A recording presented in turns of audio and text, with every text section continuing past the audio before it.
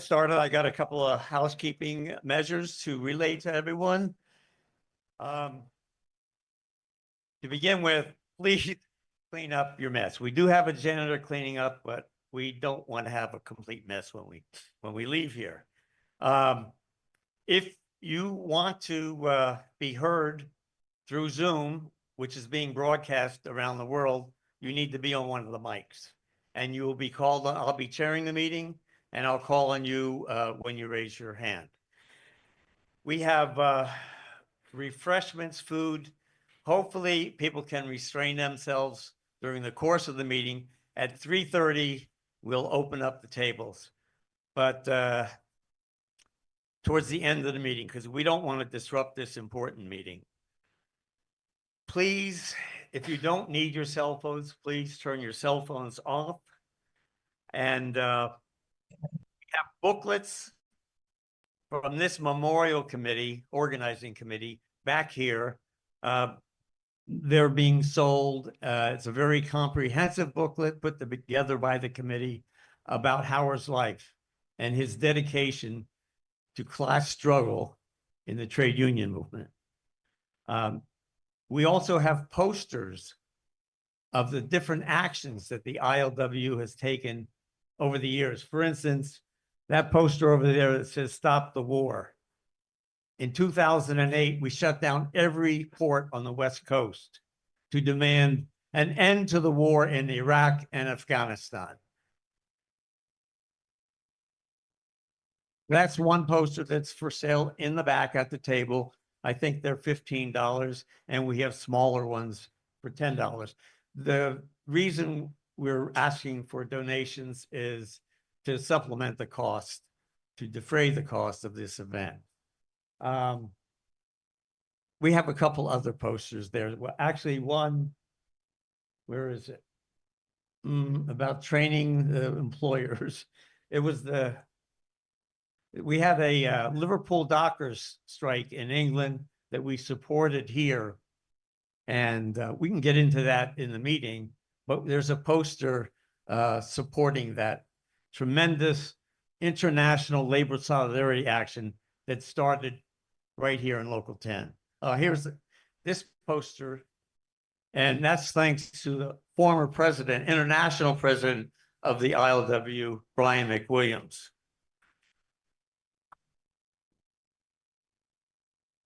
So,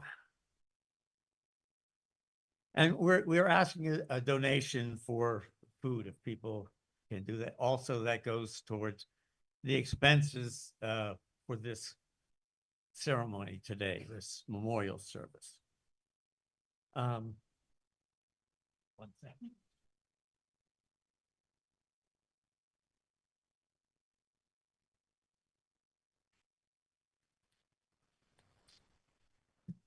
So let me impart some information about this room. This is called the Henry Schmidt room. Henry Schmidt was the first president of the ILWU. And a strike that started here in 1934 spread up and down the coast. The ILA, which we were a member of at that time, was controlled by a very reactionary leadership in New York, class collaborationist to the hilt, worked with the employers overtime. The president, Joe Ryan, flew out here to try to stop what was an impending strike. And he failed. And Henry Schmidt was one of the people that led that strike that eventually, in a few years, broke from the corrupt and gangster-ridden ILA on the East Coast and established the ILWU, which was one of the leading maritime unions in the Congress of Industrial Organizations. That was the militant wing of organized labor in America at that time. So we're here today to honor Howard Keylor, whose contributions to the working class and oppressed are legendary. paramount in his lifelong dedication to class struggle is his initiative and supportive role in demonstrations, in strikes, and picket lines. The founders of the ILWU were inspired by the Russian Revolution, the first successful workers' revolution. That was not Henry Schmidt was the leader, one of the leaders here in San Francisco, but there were also others who played a leading role in that strike. Harry Bridges and Jermaine Bulkey was another one. Jermaine Bulkey was part of a group called the Albion Hall group. And most of those guys were leftists of one kind or another. Communists, socialists, anarcho-syndicalists like the Wobblies. And initially they all supported the Russian Revolution, the new government that came out of that revolution. I remember when I first came into this union as a B-man, we were inducted into the union, but we have to do educationals. I understand now that they don't require newer members to be educated about our militant history. Well, the fact of the matter is that our history is a shining example of what class struggle means in America. In fact, in the early stages of the Russian Revolution, all leftist trade unionists were supporting this new idea that capitalism could be overthrown and establish a workers' government. Socialized medicine and factories were expropriated, and workers in this country supported that. They saw that there's another way of living, that we don't have to suffer under the depredations of capitalism. And so that strike in 1934 was about the hiring hall. And what happened in 1934 was massive demonstrations on the part of the working class. The organized part of the working class were longshoremen, seamen, and a lot of people forget that the seamen played an instrumental role in that struggle. And other workers as well. And so we don't want to forget that. And so there were martyrs that happened in 1934.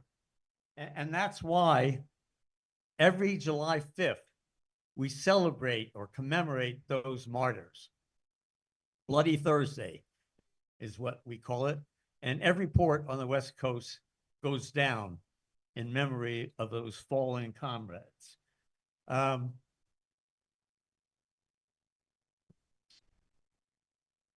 So this room, don't want to use the word sacred, but it's important in our history. This is where all the militant actions were initiated, because this is where the executive board met. This is where the activists in our local with community activists met. In fact, I should just mention one important thing that I just found out minutes ago.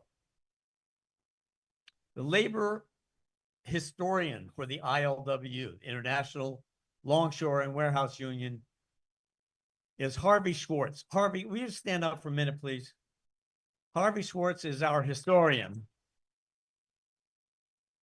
And he just got off the BART train on Market Street and told me, Jack, he said, do you know who's marching on Market Street today? I said, no. He said, the Proud Boys are marching with their armbands. Yes, this is a union town. This is not the first time fascists tried to march on San Francisco in recent history. In 2017, Patriot Prayer tried to hold a rally on Crissy Field.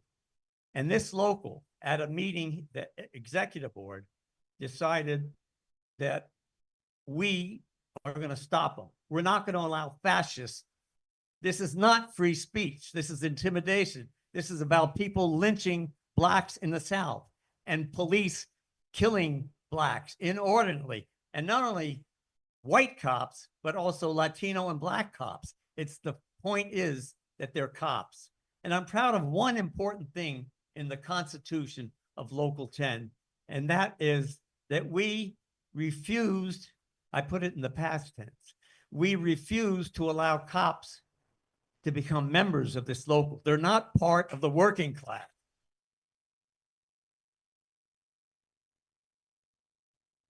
That's the good news. Now, I have to say that one of our newer members, Joel Shore, informed me that actually there are a couple of cops who became members. This is part of what's happening to the most radical Longshore union in the country. We too, we don't live in a vacuum, and we're affected by these changes going on. So to go back to Henry Schmidt in this room, in '89, when I came down to the waterfront, one of the last survivors of that monumental struggle was Jermaine Bulkey. And he was probably a little older than me. He couldn't speak very well, didn't remember things. I'm getting to understand that now. And he recounted what happened in 1934. Education is important because it prepares us for the battles ahead. Well, not just ahead, but that confront us today. When the Proud Boys march in San Francisco, we need to do what we did in 2017, which is mobilize not only our union, but all the unions in the city to stop these fascists from coming into San Francisco.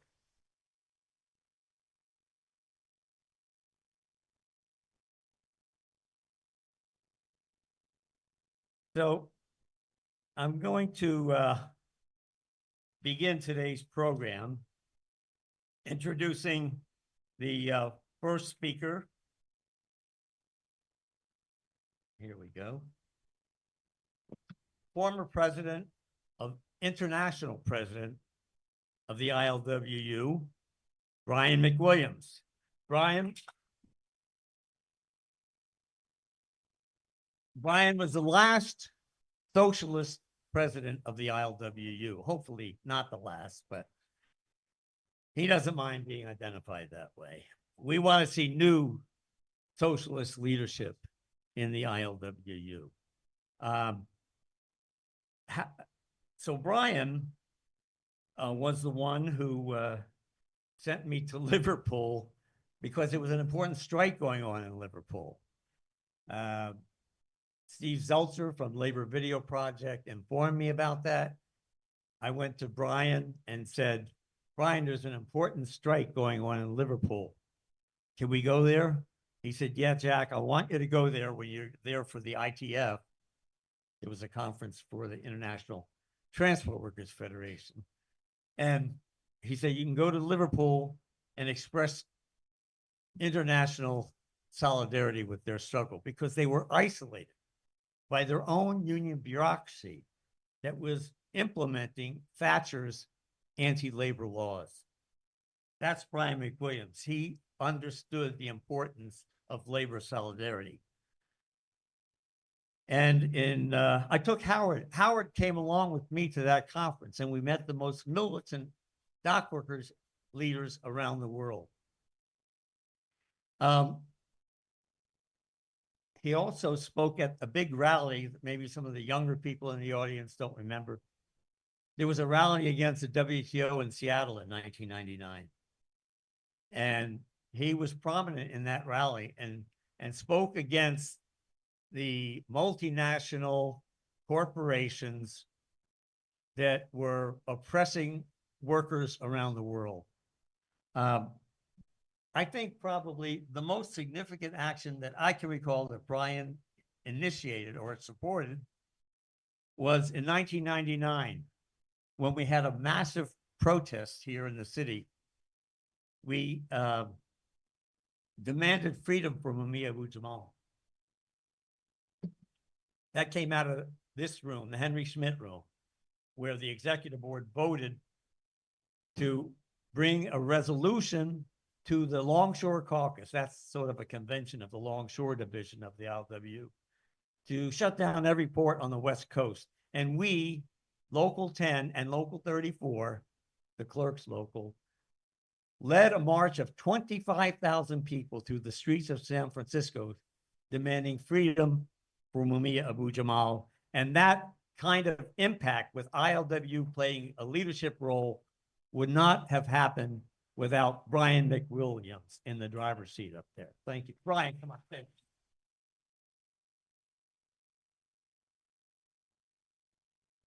Well, we're actually here to celebrate Howard. So I don't want to divert from that, really. I appreciate. Howard was a part of it. Forgot to mention. Yeah, okay. Howard is a very important part of all this. It's one of the kind of people that have made it all happen over the years. Now I am, oh, pardon me, closer to the mic. I understand. Thank you for that. I'm Brian McWilliams. I'm a retired ILWU member, past president of the ILWU, and I'm here to share with you memories of Howard and the impact he had on so many of us personally and our organization.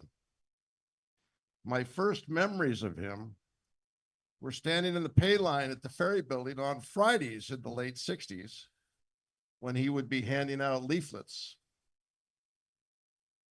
I'm sorry to say that I didn't save any of those leaflets or my paychecks. But when workers struggle every day with the everyday hardships of work and life, there's not a lot of time for reflection on the state of the world. In spite of that, Howard was able to identify and condense issues into something which so many of us could personally identify with, become informed about, and spread the word. He was a dedicated teacher. He and those like him fed the incubator of activism, and which can only best be fomented when workers gather together. And once again, he's accomplished that. In reading about his life experience, I was reminded of a poem written by a Longshore contemporary of his, George Benet.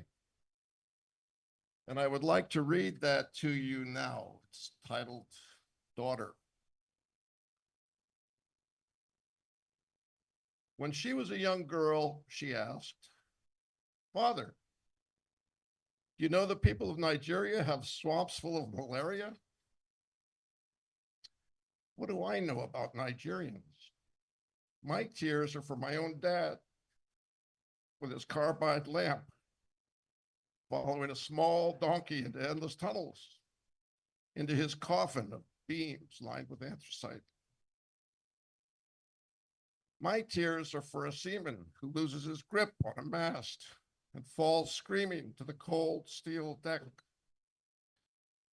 Flesh is so soft and the steel hard and cold. My tears are for 6 longshoremen killed in a crane accident, men who drank beer on Saturday nights, bet only at the $2 window, screwed from birth.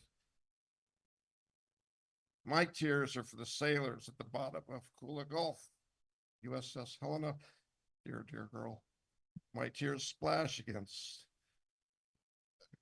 Kilabangara, Sabo Island, where I served my apprenticeship with death. I speak for sailors, longshoremen, miners. I'm competent only to cry for them. What do I know about Nigerians? What do I know of the dreams and desires of young girls? Well, I certainly believe that Howard did indeed shed tears for Nigerians,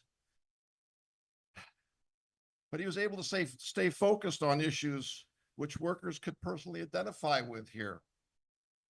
He was passionate in his beliefs, and lucky for us, the ILWU, our union was a friendly and supportive incubator to build support for issues vitally impacting our lives and the communities around us. He certainly could have written a similar poem. and there's so much more to reflect upon today. We have an opportunity now to hear more about his insatiable drive to see justice done and his relentless energy, and also to lament the passing of our militant brother. Thank you.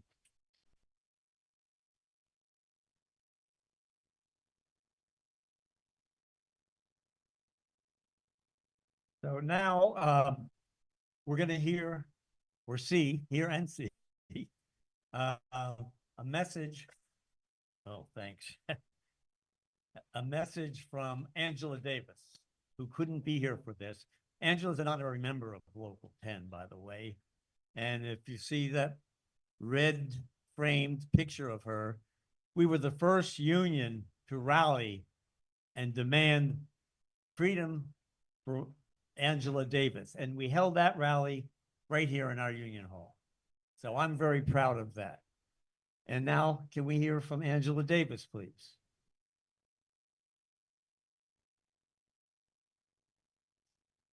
Down.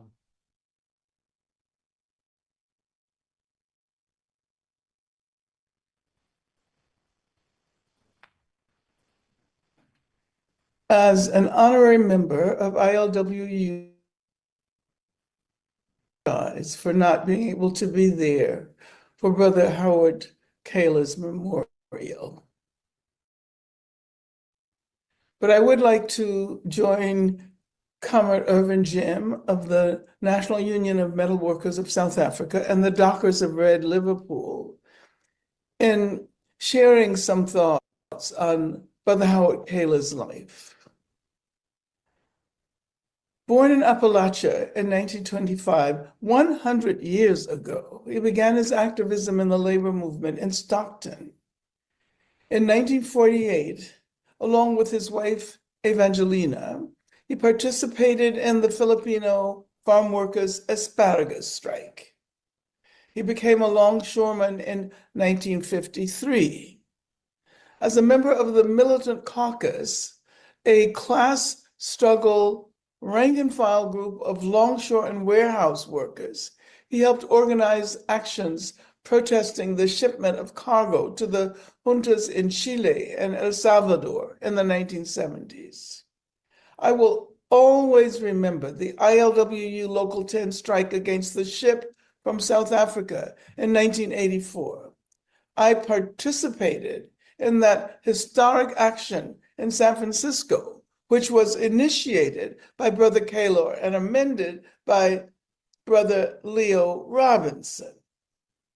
His revolutionary commitment of solidarity with oppressed people continued through the 90s, when he helped organize port strikes against Zionist-owned Zim lines, which now no longer calls in the port of Oakland, laying the basis, of course, for longshore workers to refuse to load military cargo for Israel's genocidal war on the Palestinian people.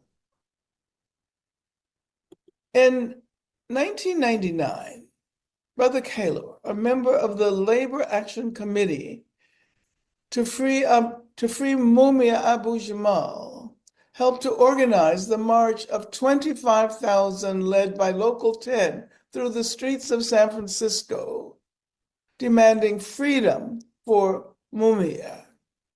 I also participated in that strike and that march. We need to continue the struggle to free Mumia and all political prisoners.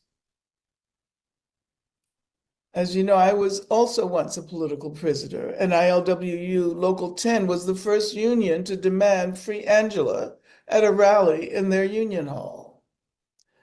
Finally, when we build a movement to abolish all prisons, Howard will be there with us in spirit.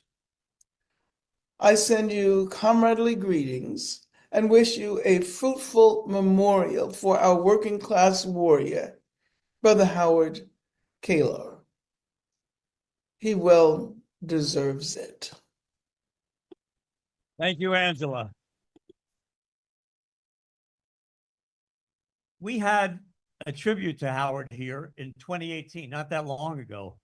And Howard was here already up in his 90s in a wheelchair. And he was very moved by a song that he heard. Well, it was one of his favorite songs. And the person who sang it was Maxina Ventura. She's here today, and she's going to sing Howard's favorite song, the Diggers song. Thank you.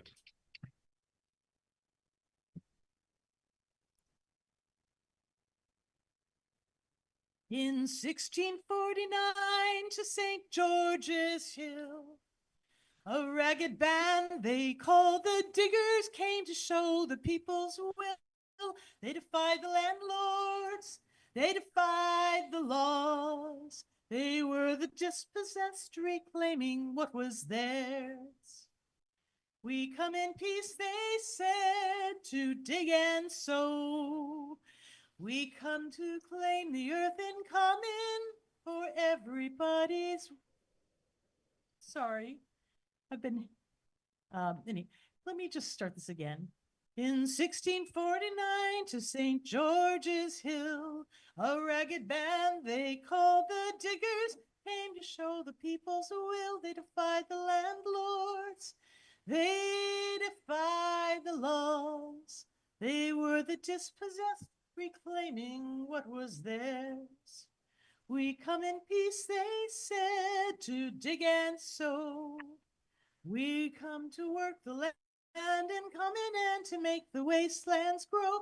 This earth divided we will make whole, so it can be a common treasury for all. The sin of property we do disdain. No one has any right to buy or sell the earth for private gain. By theft and murder they took the land. Now everywhere the walls rise up at their command. They make the laws to chain us well. Their clergy dazzle us with heaven, or they damn us into hell. We will not worship the God they serve, the God of greed who feeds the rich while poor folks starve. We work, we eat together. We need no swords. We will not bow to the masters or pay rent to the lords. We are free people, though we are poor. You diggers all stand up for glory, stand up now. From the men of property, the orders came. They sent their hired men and troopers to wipe out the diggers' claim, tear down their cottages, destroy their corn. They were dispersed, but still their vision lingers on. You poor take courage, you rich take care. This earth was made a common treasury for everyone to share. All things in common, all people one. We come in perfect peace, they came to tear the cottage down. We work, we eat together, we need no swords. This earth was made a common treasury for all of us to share. All things in common, all people one.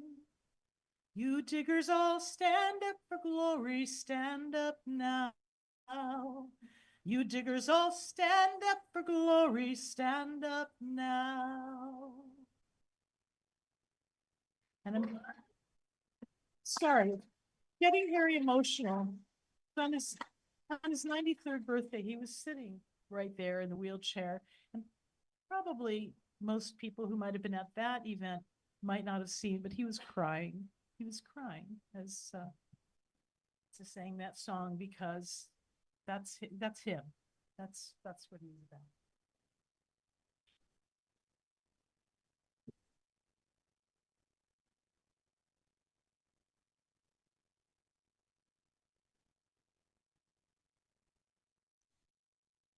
I was going to mention that exactly what Maxina said. It was very moving. And I looked over to see Howard and tears were running down his eyes. He did that twice during the tribute to him, not once for your singing the Digger song, and another time when his daughter Aloha came up and recounted what it was like living in Stockton and being a brown girl. Her mother was Filipina and her father, Howard, was German American. And I think she was waiting, or Howard was in an unemployment line or something like that. And she very passionately, but a subtle emotion, said, "You don't know what it's like when people stare at you and you're a little brown girl and your father is white." Something like that. I couldn't say it any better than that, but it brought tears to Howard's eyes.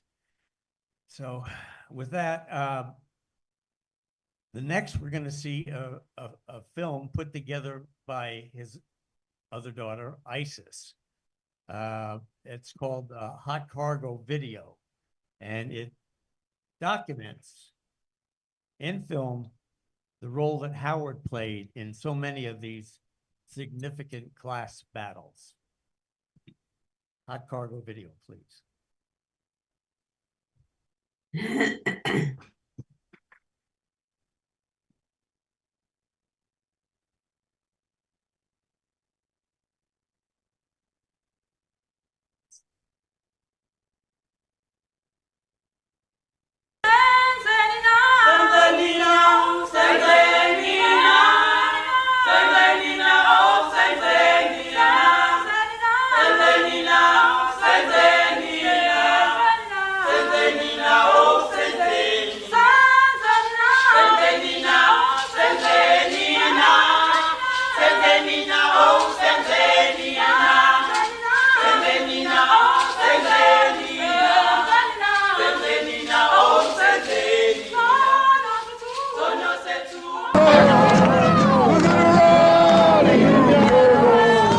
At Pier 80 San Francisco, it's more than symbolic.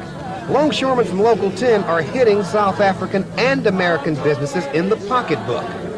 They're vowing not to touch the South African cargo on this Dutch ship, even though tonight a federal judge is telling the workers they have to. To hell with the laws, to hell with the injunctions. Right on. I believe that that's what's necessary. This is more than just another demonstration. This is a challenge to our system of free enterprise.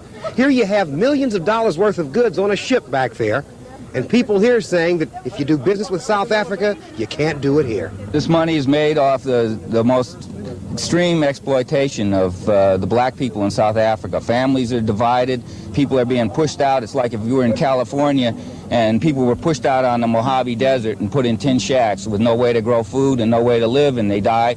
Every minute in South Africa, a child under 5 on the average dies of starvation. What appears to be certain legal action against their union and an arbitrator's ruling that'll hold back guaranteed weekly pay, longshoremen are still refusing to handle the cargo from South Africa. Remaining in the holds of the Dutch vessel, the steel, coal, glass, wool, and auto parts scheduled to have been unloaded here, along with some cargo from Australia. I've been aboard this ship 3 times, and I'll work any other. Matter of fact, I was in the gang that discharged the Australian cargo. We have no quarrel with the people of Australia. We have no quarrel with Ned Lloyd Lines. We have a quarrel with the South African government.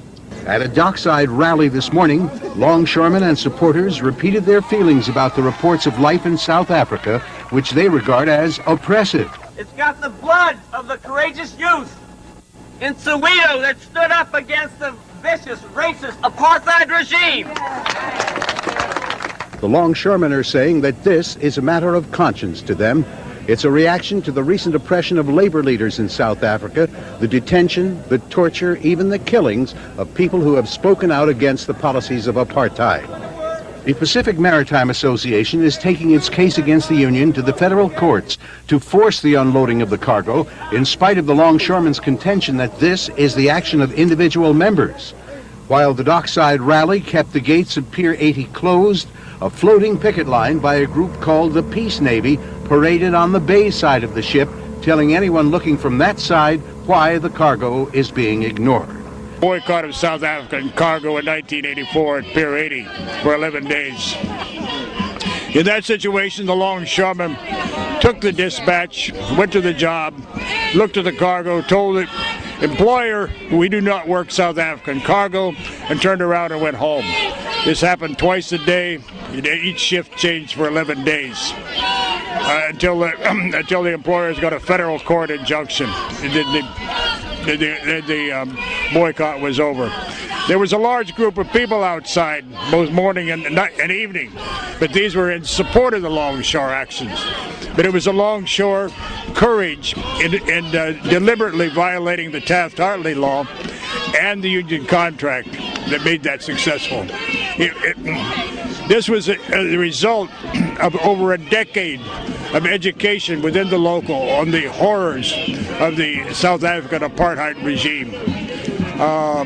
So the membership was well educated. And what actually precipitated the action was when South Africa arrested the entire leadership of the Black Miners Union and charged them with treason, with threatening to execute them.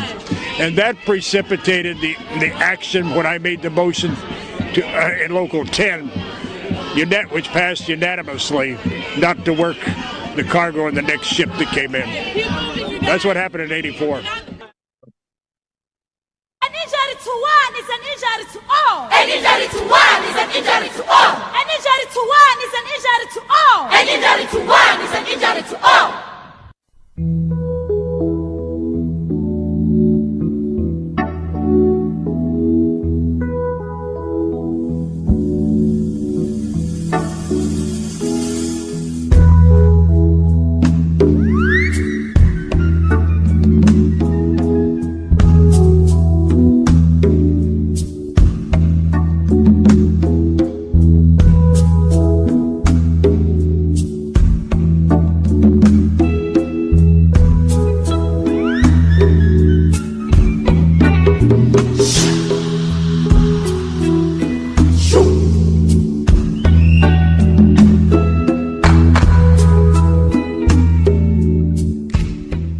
Demonstrators who tried to block the unloading of cargo from South Africa.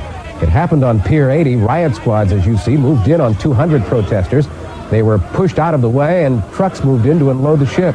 But some dock workers who support the protesters said this city of San Francisco is not following its own rules against apartheid. The hypocrisy of this administration of this city for passing paper resolutions against apartheid and then using the police force to remove people and workers who are trying to strike an economic blow against that regime. We salute members of the International Longshoremen and Warehousemen Union Local 10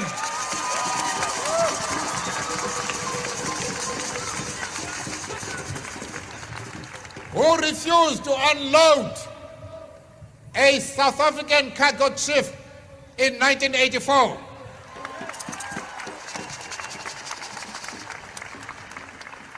In response to this demonstration, other workers, church people, community activists, and educators gathered each day at the docks to express their solidarity with the dock workers.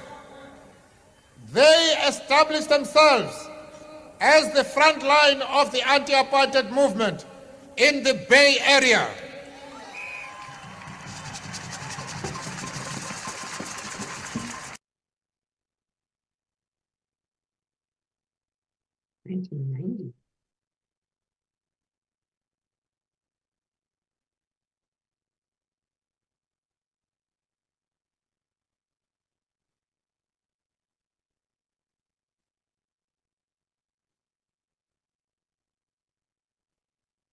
All right. Wow. Thank you, Isis, for that important video. This is not just a memorial. The program is set up to educate newer, younger longshore workers coming into the industry. And so the video that's being made here will be shown to them so they understand that all struggles aren't won. But if you never struggle, you'll never win. That's right. And that's what the next speaker is gonna, my good friend and comrade, who's worked on the executive board with me for many years in putting together class struggle actions, Clarence Thomas, the real Clarence Thomas. It's funny.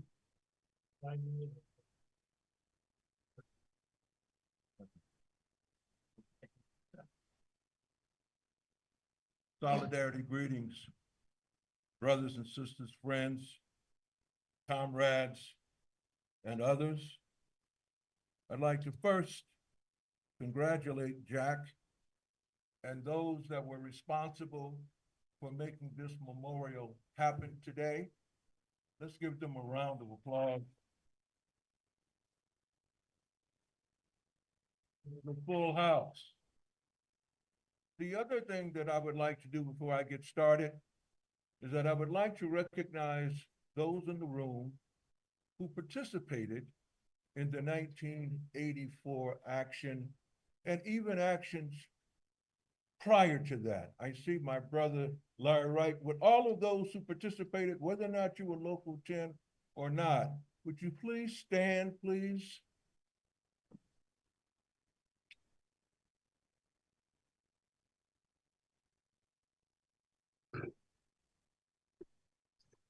Oh, wow. Look at all the people. Well, many of us are not able to be here today or who have passed on. It is so great. I'm very grateful to be here today myself. I'd like to take personal privilege to say to each and every one of you who are in the audience or who are listening, please get your shingles vaccine. I have been impacted by this scourge going on now for 4 months in my left eye. And I'm grateful to be here today. Thank goodness for the ILWU's tremendous health care, and pension. All of us who are members of the ILWU appreciate that. Let me first of all say, brother and comrade Howard Keylor's career on the waterfront started as a casual in Stockton in 1953.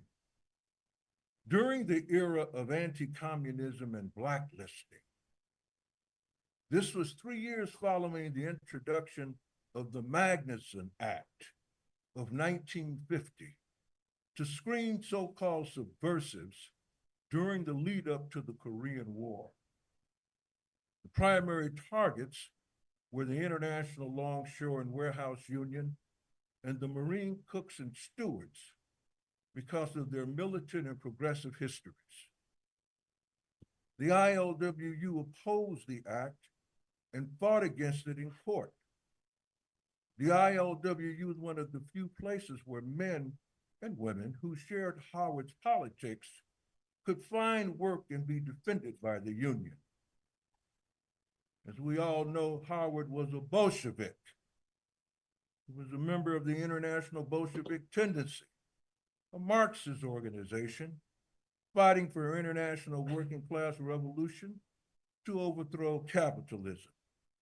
He's very upfront about that. Antonio Francesco Gramsci, the Italian Marxist philosopher, linguist, and journalist once wrote, quote, "A trade union is not a predetermined phenomenon. It takes on a definite form to the extent that the strength and will of the workers who are its members impress a policy and propose an aim to define it," unquote. Howard Keylor was such a member of ILWU Local 10. This can best be exemplified by the motion put forward by Brother Keylor and passed by the executive board to boycott South African cargo on the Ned Lloyd Kimberley. Quote, for 11 days in November through December 1984, the Ned Lloyd Kimberley, full of cargo from South Africa, sat and rusted in San Francisco Harbor as 300 longshoremen refused to touch the apartheid freight on board. This dramatic act of militant labor solidarity with the embattled Black masses of South Africa by members of ILWU Local 10 sent a powerful message that reverberated worldwide and was hailed by Nelson Mandela as having, quote, established the ILWU on the front line of the anti-apartheid movement. The Longshore action was actively supported throughout by hundreds who rallied at the gates of Pier 80 to show their solidarity. Howard was not only a trade and political activist, but he had a revolutionary profile that was manifested by his social practice, from opposing vicious apartheid in South Africa to standing in solidarity and opposing Zionist Israeli apartheid and supporting the Palestinian struggle. This contributed in shaping ILWU Local 10's militant and, yes, revolutionary character. Speaking as an African-American trade unionist, Clarence Thomas, Howard's anti-racist political and social consciousness is indeed instructive to white trade unionists and others. We have recently witnessed leaders of the International Brotherhood of Teamsters and the International Longshoremen Association kissing the hand of Donald J. Trump. This reminds me of how pervasive racism and white supremacy is not only amongst the white working class, but specifically the labor movement. All rank and file members of unions must be willing to embrace leftist politics to support rank and file unity, democracy, and an anti-racist agenda. The actions of trade unionists willing to saddle up with neo-white fascists show the lack of class struggle, working class consciousness, which is what Howard exemplified throughout his life. Brother Keylor's understanding of the relationship between race and class was shared by Harry Bridges and others who sought the solidarity of the Black community to support the waterfront strike of 1934. They were communists, leftists, and anti-racists who believed in rank and file unity and democracy.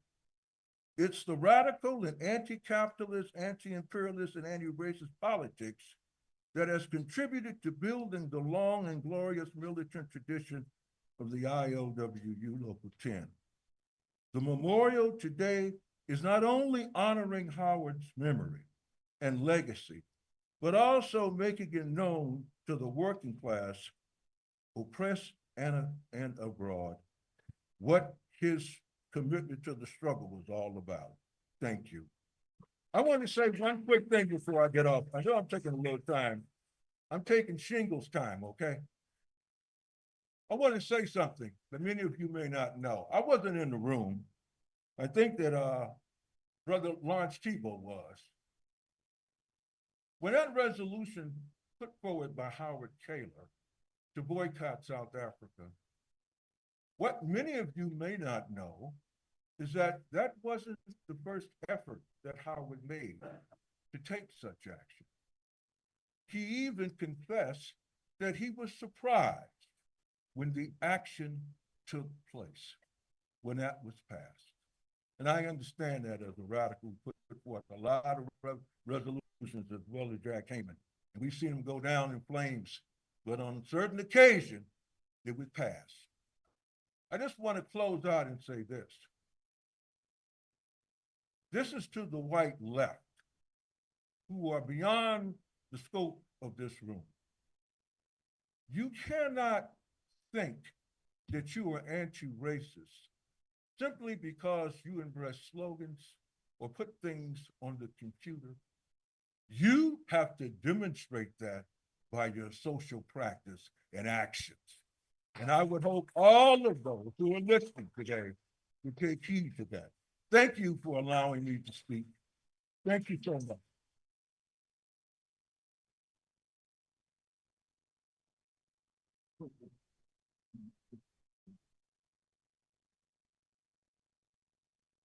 Unfortunately, I did not give Brother Thomas the adequate introduction that I should have given. But let me just say, this local is known around the world as the Red and Black Union. Red because of our politics and black because of our racial composition.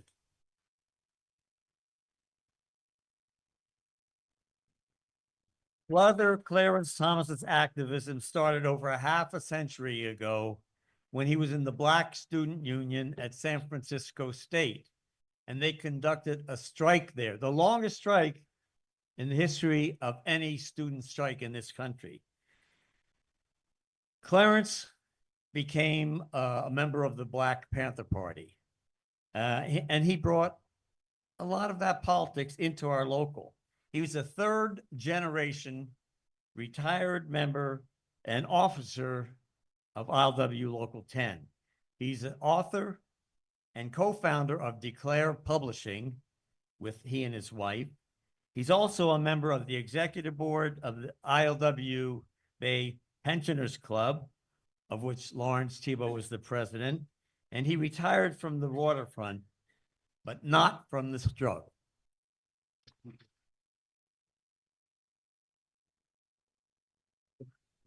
One last point that wasn't put on here for me to read is he also was co-chair of the Million Worker March that marched on Washington, D.C. in 2004 to give an independent voice to politics in this country, a working class voice. So thank you, Clarence. Yeah.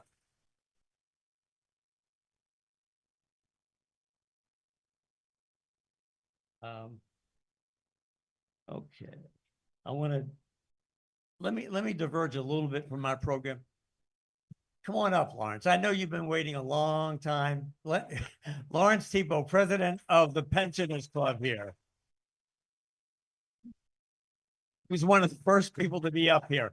He's a longtime officer in the ILWU. He was a business agent back in the 70s and 80s. He was president of Local 10 back in the 90s and into the 2000s.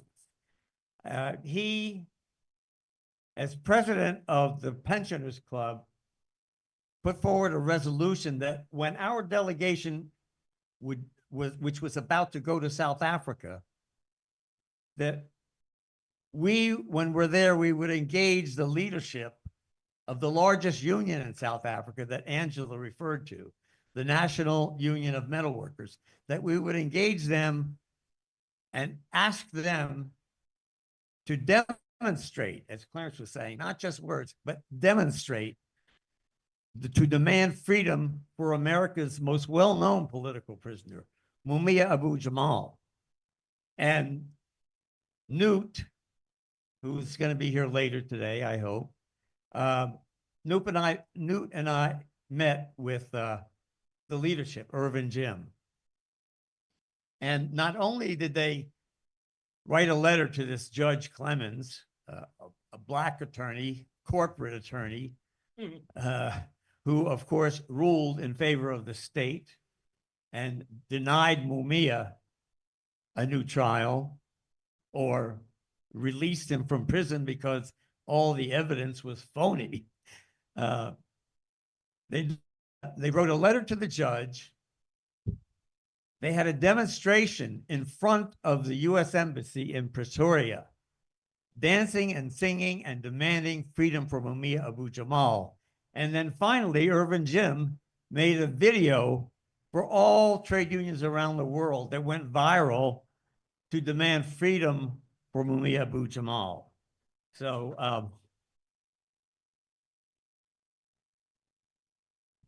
thank you, Lawrence. Will you please come up and say a few words, give them some history, and remember, the younger members are going to listen to what you've got to say.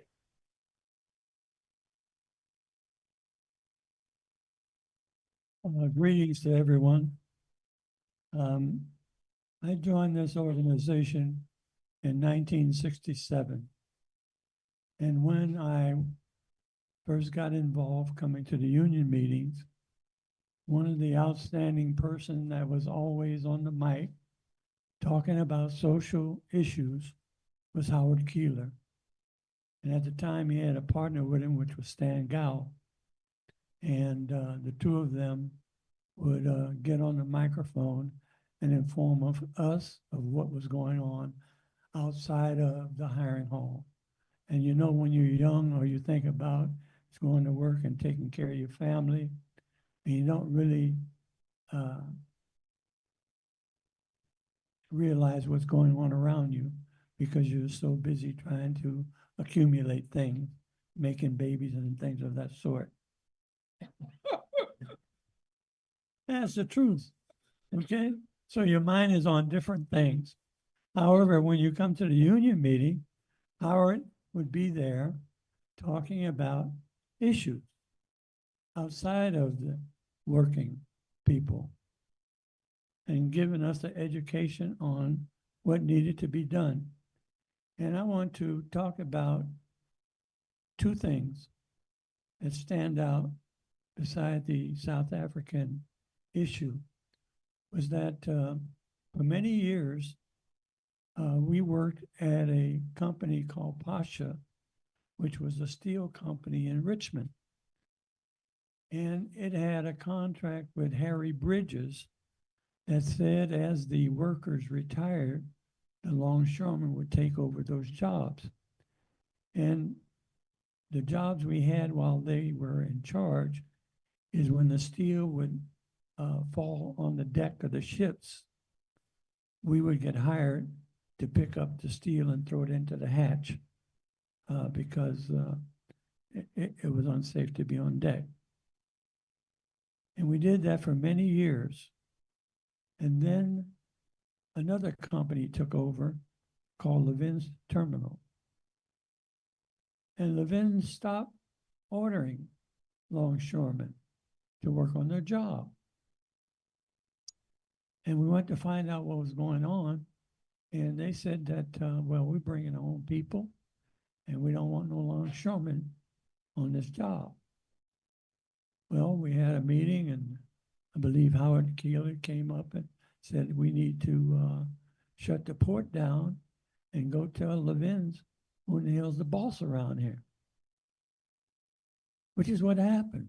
We actually refused work on all the terminals, day and night.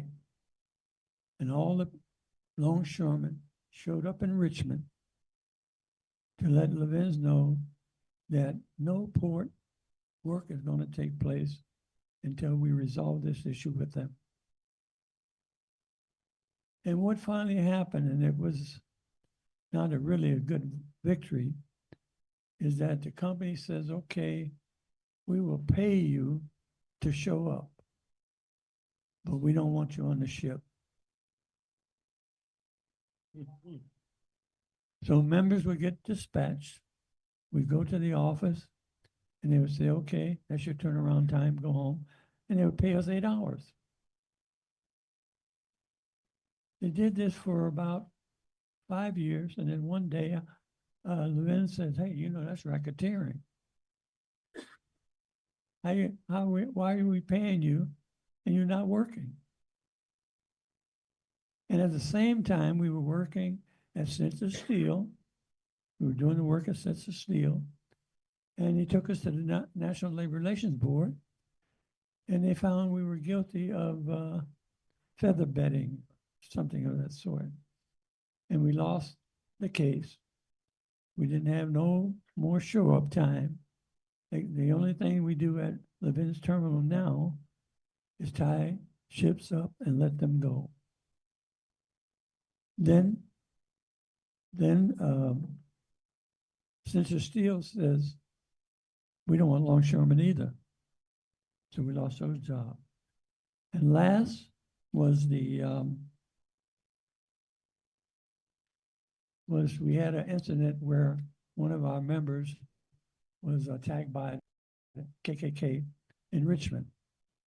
And Howard Keylor made a motion that we would hire armed guards and patrol that area to make sure that those people didn't get hurt.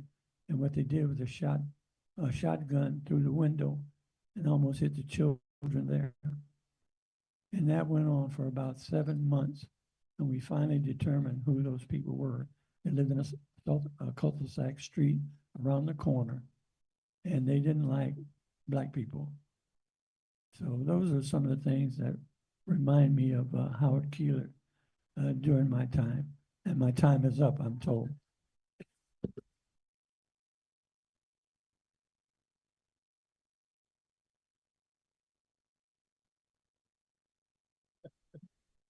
Thank you, Lawrence. If I could, I'd like to make one correction, because I talked to Howard about the time a local 10 member's house was threatened by racists. And Howard wasn't in favor of hiring security guards. What he supported was an armed defense members being at the house. That's what stopped the racists from coming around. Because the police and the security guards were nowhere to be seen when the racists were throwing rocks and firebombs at the house. So that's the way to do it. The workers have power if it's used. So I'm going to call on myself. So I was in the IBU when this 84 strike happened down at Pier 80 against apartheid.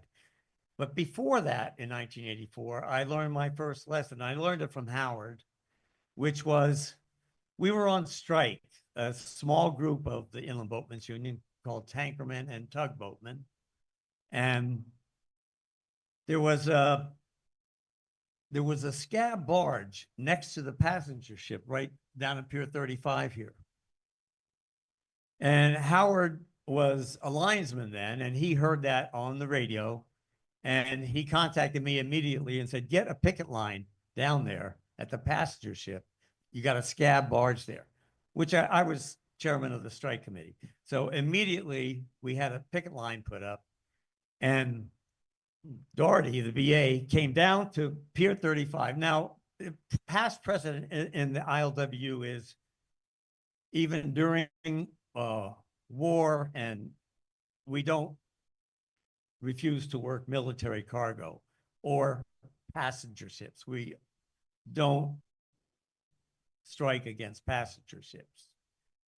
But what I learned from Howard is there's a contract, and then there are the 10 guiding principles. The contract is a compromise document with the employers. The 10 guiding principles are 100% union. And so longshoremen saw the picket line, the BA called them down. And mind you now, they weren't doing the work of the strikers. They were working behind the picket line. They all came down, and as they're coming down the gangway, the captain is on the PA system. Get those goddamn barge off the side of the ship. They're not loading stores. We're not going to be able to sail on time. And as soon as that happened, the pickets outside, seeing all the longshore out, honoring their picket line, understood the power of the picket line. You don't work behind a picket line, even if you're not doing scabs work. You don't work behind a picket line, pure and simple. That's the first lesson I learned from Howard, which is in line with ILW's Local 10 principles. Let me just tell you briefly why the ILW principles were hammered together. It was during the McCarthy period when trade union leaders were being deported, like Ferdinand Smith, the greatest orator of all the CIO maritime unions, was deported to Jamaica. Huey Bryson from the Marine Cooks and Stewards Union, a majority black union, red lead, went to prison because they said he lied to Congress that he was a member of the Communist Party. They put him in prison. They were after Bridges, trying to deport him 4 times, alleging that he was a communist. This is why they formulated the 10 guiding principles, because if Bridges and the leadership were to be silenced, then there need to be some kind of defense to stop that. And that's why we formulated the 10 guiding principles. What do you want? Green. Oh, the cup, you want the water. I'm looking for a document. Anyway, so that was the first lesson I learned. So this apartheid action, we hear it so often, you think, oh, they put forward a resolution to pass, no problem. But actually, to be able to organize an action like that, first and foremost, you got to organize the rank and file. You have to educate them. Leo Robinson headed up the Southern Africa Support Liberation Committee in Local 10. He educated the members of Local 10 right here in the Henry Schmidt room. Larry Wright, where's Larry? Oh, okay. Larry Wright was with the Liberation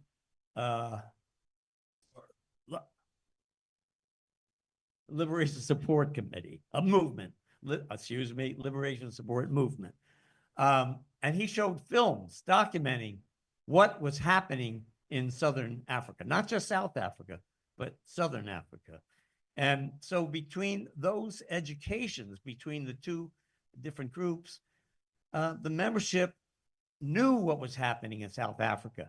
So when Howard hit the mic to make a resolution to stop that ship, it passed unanimously. Leo amended it, of course, to say, we'll work the ship down to the South African cargo, but we're not working the South African cargo. That's what passed unanimously. And by the way, actually, Leo had a motion to do that in 1976, but it sat on the shelf and was never implemented. So when Howard made the resolution, that was the first time the union, not outsiders, but the union members took action and refused to work the ship. And that resonated around the world. So there was in 87, Howard worked closely with the Inland Boatmen's Union. We were on strike. The whole coast was shut down for tugboats, barges, and so forth.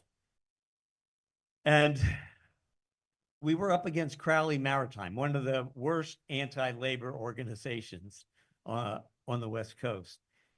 And we had a committee of a few. There was Robert Erminger was there. Is George Gudigan's here?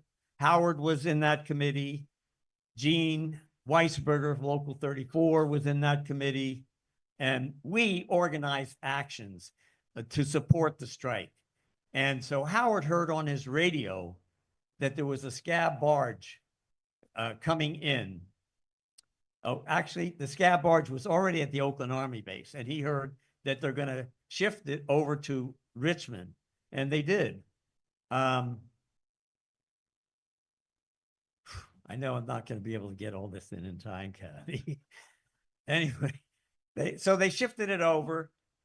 Gene Weisberger told Frank Felici, the president of Local 34 at the time, we've got to shut the port down. We've got to march on Redwood City. And so all the ports, all the terminals were shut down. We marched the Inland Boatmen's Union and the Longshore division of the ILWU. And we had scabs working on the barges at Redwood City. Who were the scabs? They were union scabs from other unions. The Machinists Union, operating engineers, and the laborers. These were AFL-CIO unions doing longshore work. Well, I have to say that longshoremen don't tolerate somebody else doing their work. And so what happened at noon, some of the workers who weren't working on the barge went through the cyclone fence, which was locked. They unlocked it and they went to lunch. Somebody forgot to lock it back up. So it was wide open. I pulled the cyclone fence back. Howard was there. He's the one that helped get all the longshoremen and clerks together. He and Gene Weisberger. We had several hundred longshoremen, and we marched down to the barge. The scabs were still on it.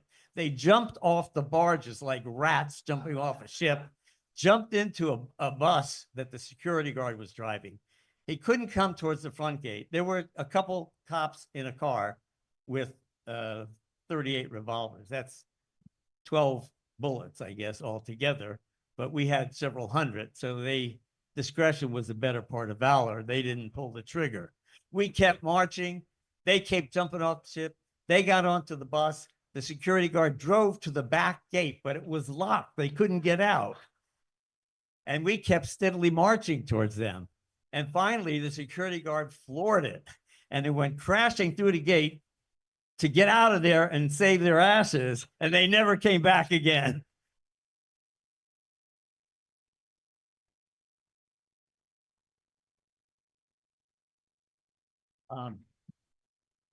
I'm sorry. I can't get everything in here in a few minutes.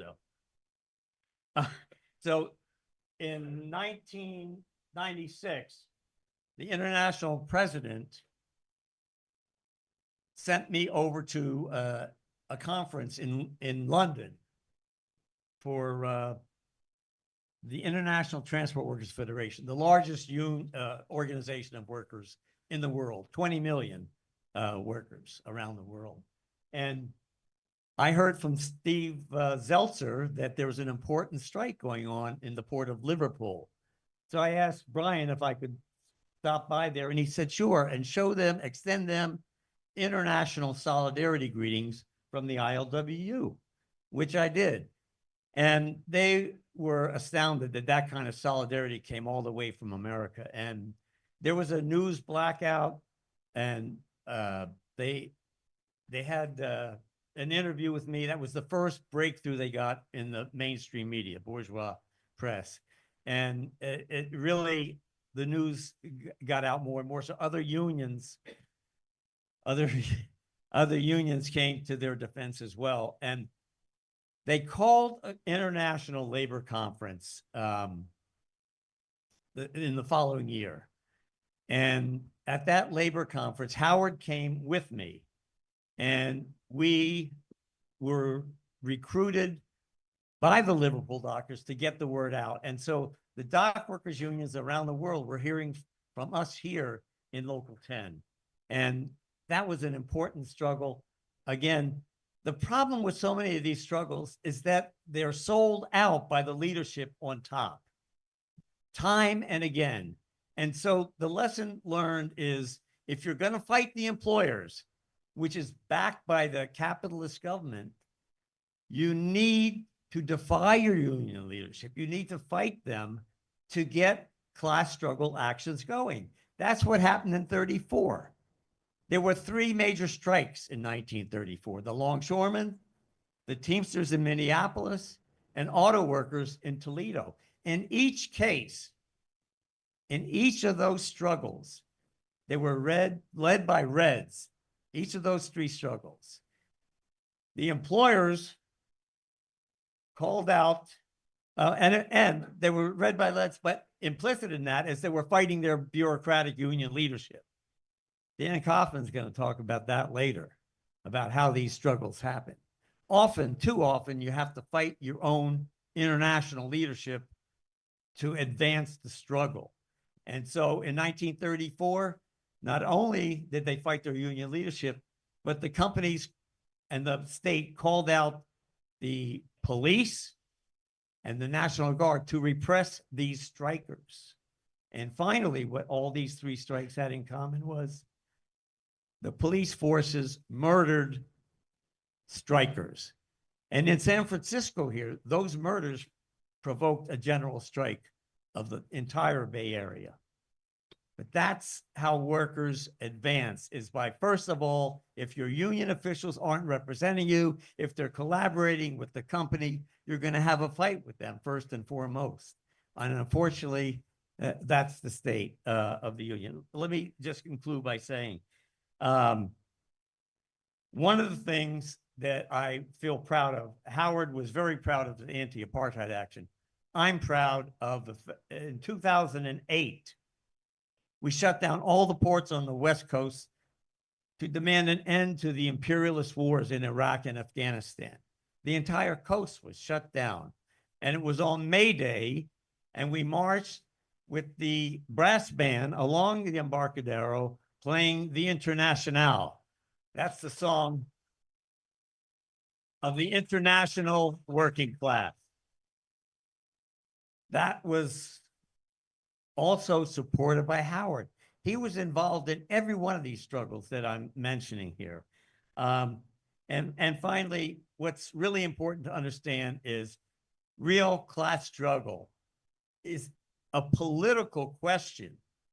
It's the capitalist class versus the working class, as Marx said a long time ago. And the founders of this union recognized that. And we need to teach the younger workers coming in. The fight now, today, is going to be against the fascists, like the Proud Boys that are marching in San Francisco, and to defend immigrant workers in this country, and federal workers who are going to get fired by Elon Musk. We need a general strike in this country. That's what we need to work for. And to do that, we need to start building a party of our own, a workers' party, a revolutionary workers' party that's going to lead the working class. Thank you.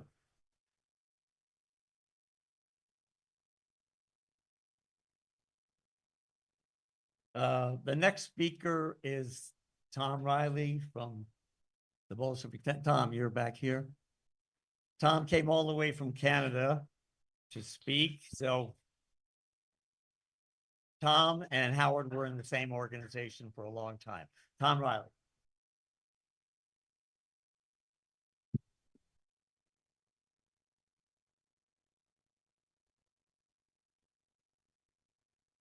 Very much, Jack.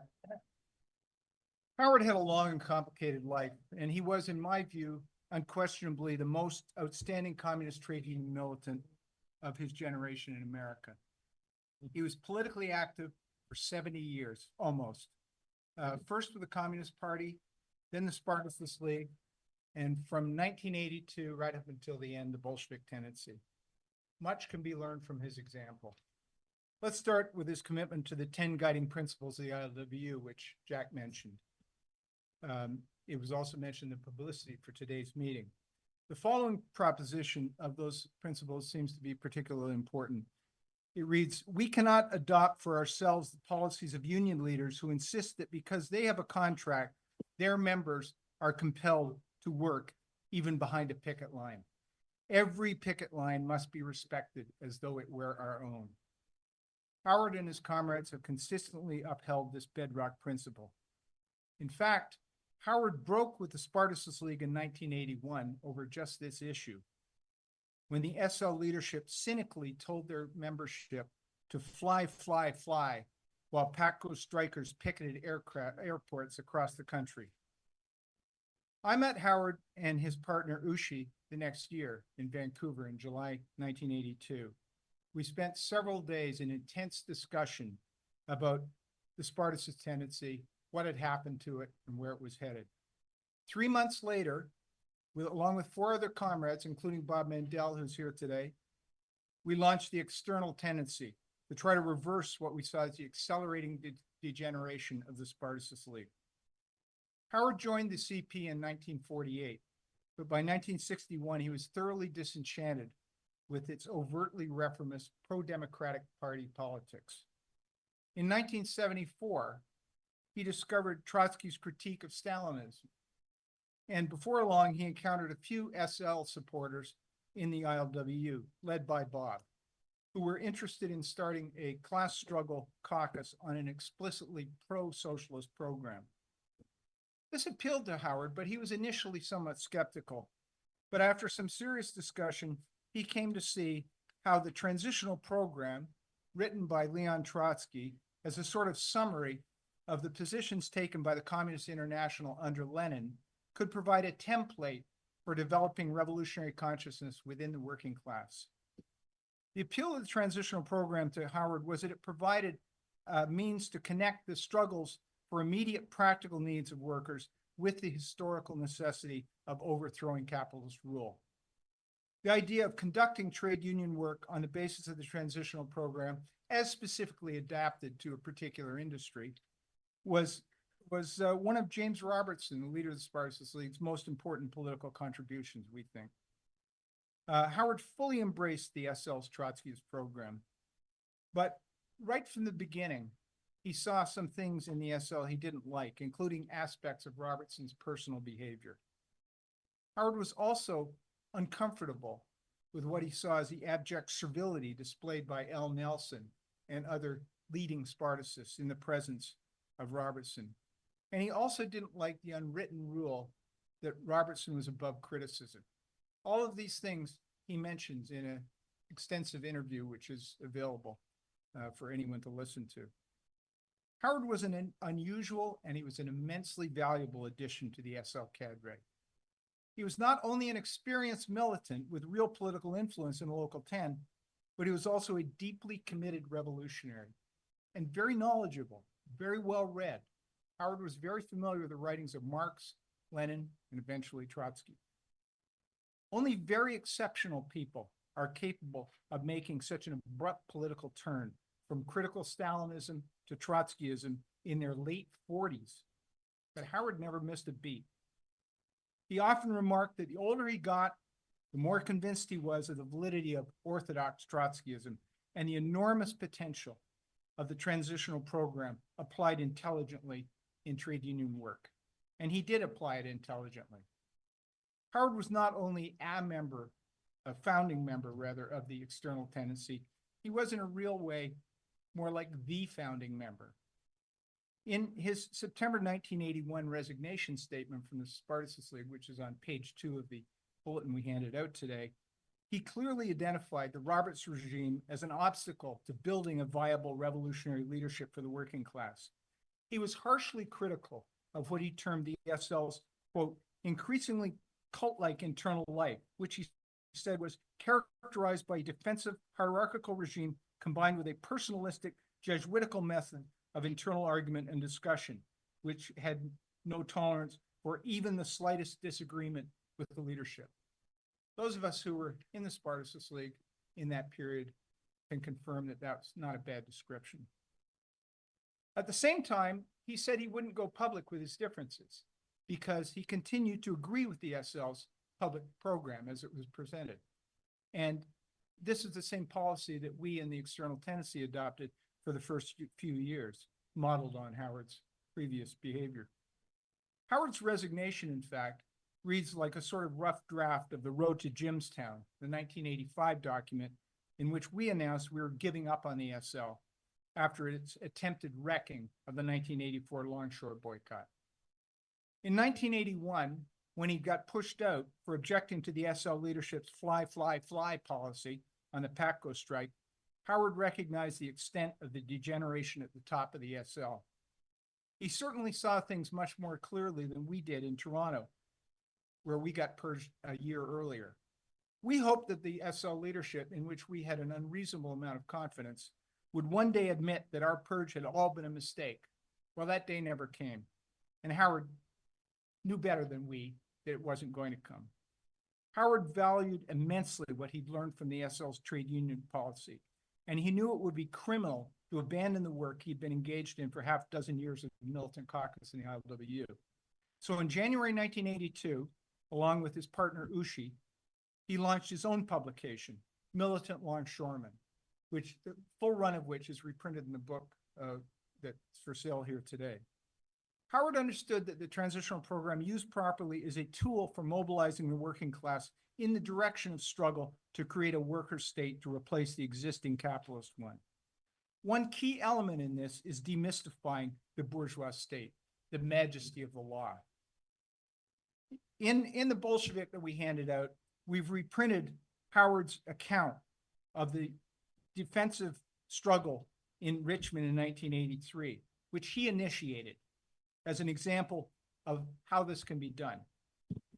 When Local 10 shut down the port and mobilized 1,200 union members to run the scabs off the docks at 11 terminals, everyone who participated knew that it was illegal. But they also knew that it was necessary if the ILWU jurisdiction was going to be maintained.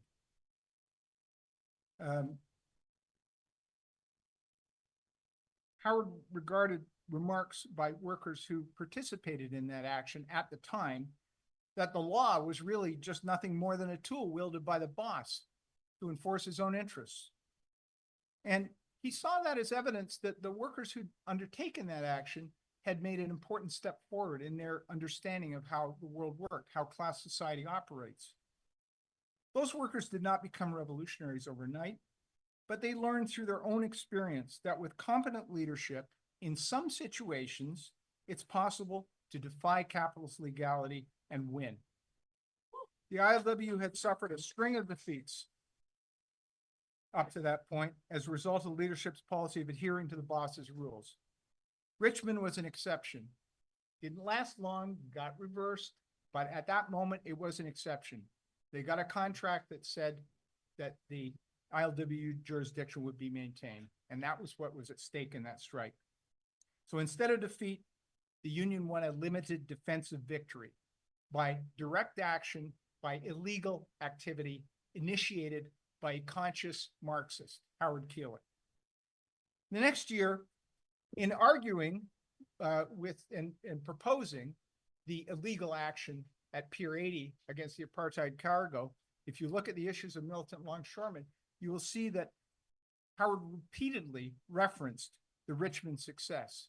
Several times he said, we did it, we got away with it, we can get away with it again if we do it properly, if we organize properly. One of Howard's great strengths was his ability to think for himself. He was able to correctly assess complex situations, as he and Ushi, for example, did in East Germany, after where he was living in 1989, 1990, when the wall came down. His innate political intelligence was complemented by the capacity for improvisation and a feel for rapidly developing situations.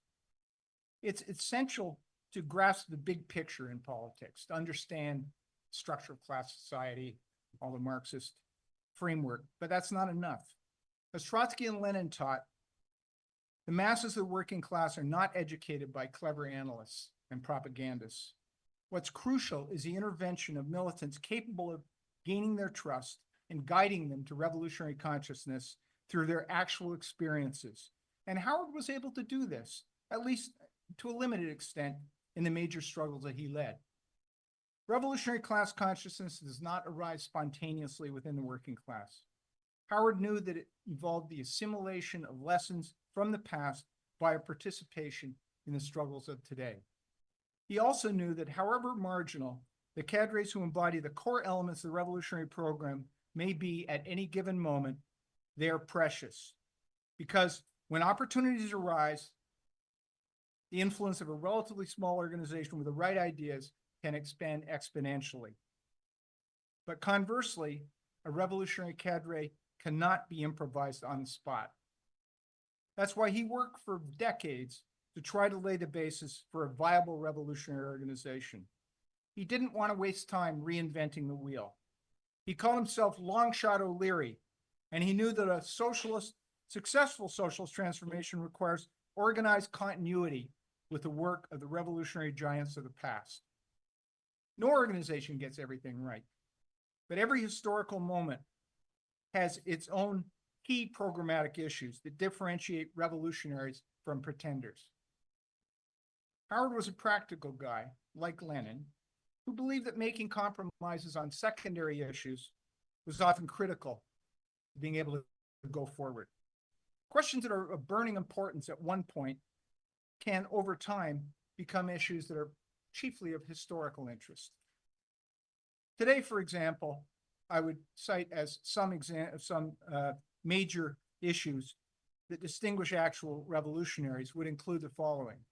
One, standing for a Russian military victory over NATO and its proxies in Ukraine. Two, defending the Palestinians against Zionist genocide while advocating the creation of a binational, secular worker state as part of a socialist federation in the Middle East. And three, defending the Chinese to form worker state against imperialist aggression and domestic counter-revolution, while advocating a workers' political revolution to overthrow the ruling Stalinist bureaucracy. The two most important struggles that Howard led, the 1983 Richmond strike and the 1984 anti-apartheid boycott, also anti-imperialist, of course, grew out of work that was initiated by the Militant Caucus in the preceding period. The SL leadership crippled the Militant Caucus by decapitating its leadership, i.e. Bob and Howard. Howard's militant longshoreman work in turn laid the basis for the valuable subsequent initiatives taken by Jack Hayman. The most important of which was, as Jack mentioned, the May Day 2008 shutdown of every port in the U.S. West Coast to protest the imperialist occupation of Iraq. As the SL leadership abandoned work in the unions, it substituted a series of shortcuts, attempted shortcuts, waving the flag of the Salvadoran Popular Front, trying to hitch a ride on the coattails of Soviet bureaucrats like Yuri Andropov and General Snetkov, all to no avail. As time went on, the SL became increasingly disoriented and eventually in 2010 ended up arguing that the imperialist US military was the only agency that could rescue the starving masses in Haiti. To cover its many egregious departures from the Trotskyist program it once championed, the Robertson regime began to resort to slandering its left critics, initially just the BT, but eventually the internationalist group as well. We welcome the retraction in the latest issue of Spartacus of the filthy smear that Howard and his comrades were somehow involved with COINTELPRO or the Mossad. We particularly appreciate that the SL responded to our request that they specifically retract in time for this meeting the slander published in Workers' Vanguard in 1986 that Howard was some sort of union narc. The SL did meet that demand, and we handed out copies along with our bulletin today. John Brule's letter on behalf of the SL's new management is, in our view, an exemplary act of elementary proletarian decency. This kind of principled behavior is unfortunately all too rare left, even among those who claim the heritage of Trotsky's struggle against the Stalin school of falsification. It would be gratifying if the comrades of the IG, whose principal leader, Jan Norden, edited WV at the time that slander was published, would follow the SL's example on this.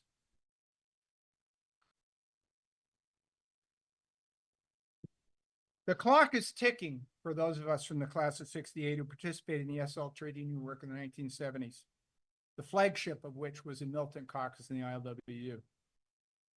It's important that we do what we can to pass on the lessons of that experience to the younger comrades who will be leading the struggles of the future. This is a period of great danger in America and internationally, obviously. But with that will come real revolutionary opportunities. The best way to honor the life and work of Howard Keylor is to carry forward as best we can the struggle to open the road to a socialist future. Thank you very much.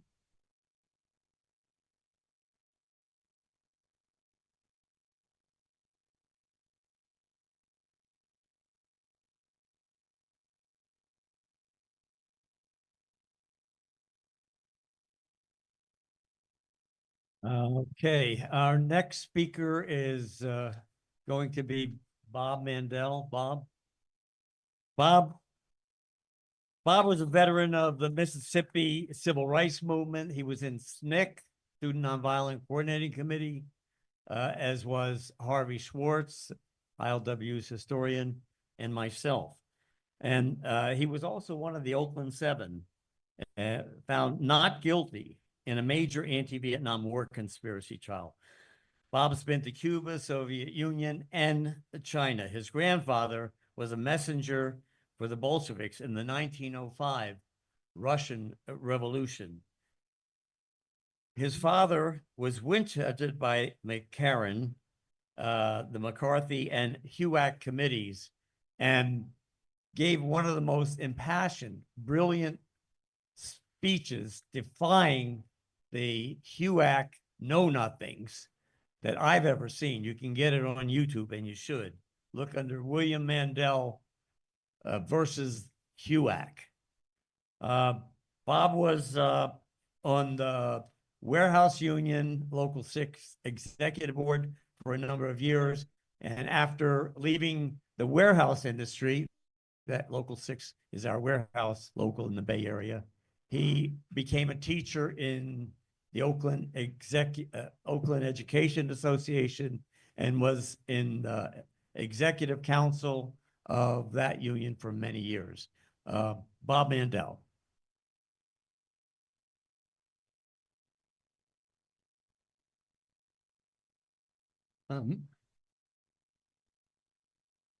Today it's a difficult day. It's a difficult day because Howard is gone. It's a difficult day because fascists are walking down the streets of San Francisco. And maybe the most important thing about what's going on here today is that the program on which the militant cause was built, the actions that Jack and Clarence and Brian and Lawrence have talked about, what's shown in the video, those things happened, they can happen, and they are necessary to happen if we are going to defeat this reaction which has launched itself with rocket speed. I have lived through 3 major periods of repression in my life. I was born in a family, into a family that was witch hunted during McCarthyism. My sister had her own private FBI tail. Many of us in this room lived through the government assault on the Black Panther Party and the murders of Panther leaders, the shootings at Kent State and Jackson State. So what we are seeing now is not new. That doesn't make it any less dangerous, right? When we have the Proud Boys, avowed fascists, walking the streets, sanctioned by the President of the United States, then slogans like armed workers defense guards, to defend immigrants, to defend union strikes, to defend schools. When ICE raids schools, I'm a teacher, our union is actively taking steps towards defense work. Those slogans are relevant. That program is relevant. Several of the speakers have said, but I want to quote something that always stood out in my mind from Howard. He said, a key component of winning a programmatic base is the lesson that only those who understand the state as a boss's state can even defend the basic gains of the unions. The basic gains, the right to sick leave, Joe Biden busted a railroad strike in advance over what? The demand for 1 day of sick leave. We've watched genocide. We know what this government is about, whether it's its neoliberal, war-provoking Democratic Party or the authoritarian would-be fascists of Trump. So, excuse me for the spiel, but this stuff, we are all living it. And everyone in this room, old and young, will be living it, and we need to know how to fight it. So I want to talk a little bit about how the Militant Caucus was built, because it was actually built on the heels of a massive defeat for the ILWU. It was built after the 1971-1972 Longshore strike, variously reported as 130 or 143 days. Doesn't matter. The strike was over jobs, defending jobs. The strike was over shortening the work week so that as containerization took over, jobs were preserved. And some of you may remember the bay looked like a parking lot. There were 80 ships tied up in San Francisco Bay alone. The Union struck for about 60 days. The government struck back with a Taft-Hartley injunction, rightly known as the slave labor law, because it reversed the victories of the 1930s battles by reinstating the right of courts to enjoin strikes, reinstating the right of judges to say, you can have 6 people on a picket line when there are 200 scabs, including scabs with guns and clubs. And the ILWU's history was that it was the first union to be hit with a Taft-Hartley in 1948. And while Jack and I have slightly different recollections of how the union defeated it, I will repeat 2 of them because they are relevant, because that law exists today, because Biden threatened to use it on the ILA, because Musk and Trump will use it against all of the beginnings of labor struggle today, Amazon or Starbucks or any further attempts to expand the UAW's jurisdiction, or the heroic strike, political strike by the student workers throughout the UC system in defense of the Palestinians. Now, after 60 days, the government enjoined the strike.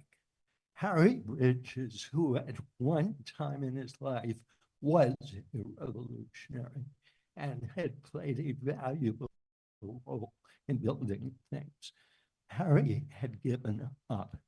Harry had shifted over to essentially trade craft unionism, protect one group of workers, sacrifice others.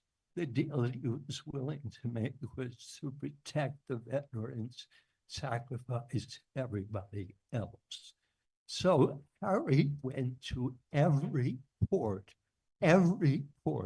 on the coast and said, you will go back to work, or you will be expelled from the union. And if you're expelled from the union, then you didn't have the right to work on the waterfront because it was a closed shop. So what happened? We were born out of that defeat. People were shocked. They did not know what to do.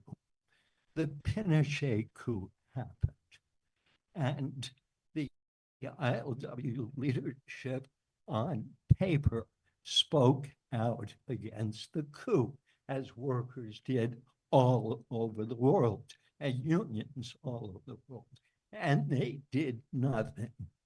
So Howard and I and Stan and Bob Carton and Dave Ray and John Dow circulated a petition in Local 10 and Local 34, the clerk's local, saying we call for the immediate boycott of Chilean cargo. We organized it from the inside using the International's own rhetoric, because the International was saying we're against the slaughter in Chile. And we built the action and we pulled it off. It was the beginning of the revival of political strike action in the ILWU. The last previous one had been in the early 50s in the Hawaiian Islands, when the Longshore section of the Union shut the ports down for 4 days to defend Jack Schmidt, the elected communist president of the ILWU. Jack Hall. Hey, we are getting old. Sorry, Jack Hall. Thank you, Jack. I want to talk, my time is up. I'm going to push it a little. I'm sorry. Something that came, because this was rebuilding, and all of us need to think about how one rebuilds now. 4 months after the Chilean action, a group of undocumented workers in Union City went on strike. Nobody ever heard of the place. It was called K&C Glass. They imported glass from Poland. They processed it and cut it in Union City, and they were illegals. Every worker in that plant, except the chief steward, a Maoist, and bilingual. Every single worker was undocumented. Every one of them had been brought into the country illegally by the union's dispatcher, who was a labor contractor. And when these folks went on strike for a union contract, he called ICE on them. Okay, so when the Militant Caucus from the beginning not only called for understanding what the boss state is and called for a workers' government to expropriate industry, we also said oust the union leadership, oust the class collaborationist union leadership. And the union dispatcher calling ICE on its own members. Well, we beat them. And how did we beat them? Local 10, but particularly Local 34. They maintained the cargo lists. They spotted the containers with the glass from Poland. It got lost for 10 days. Okay, lost. And then we went down to the warehouses in the neighborhoods around K&C, at lunchtime and on breaks, and we said, look, folks, they're bringing scabs in. The private security guards had already drawn guns to escort scabs in. The court had already issued an injunction to limit Local 6 to 6 picketers against armed security guards. We went to the other warehouses and we said, it's happening down the street. If it happens to them, it's going to happen to you. And people bought it. People, including a chief steward who said to me, Bob, cut the commie shit out of the leaflets. Stop talking about injunctions and the boss's government.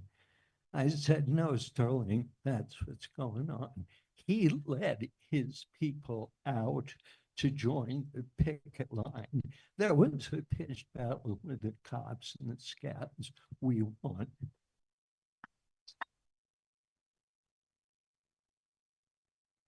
And that is the caucus that Howard Keylor built. So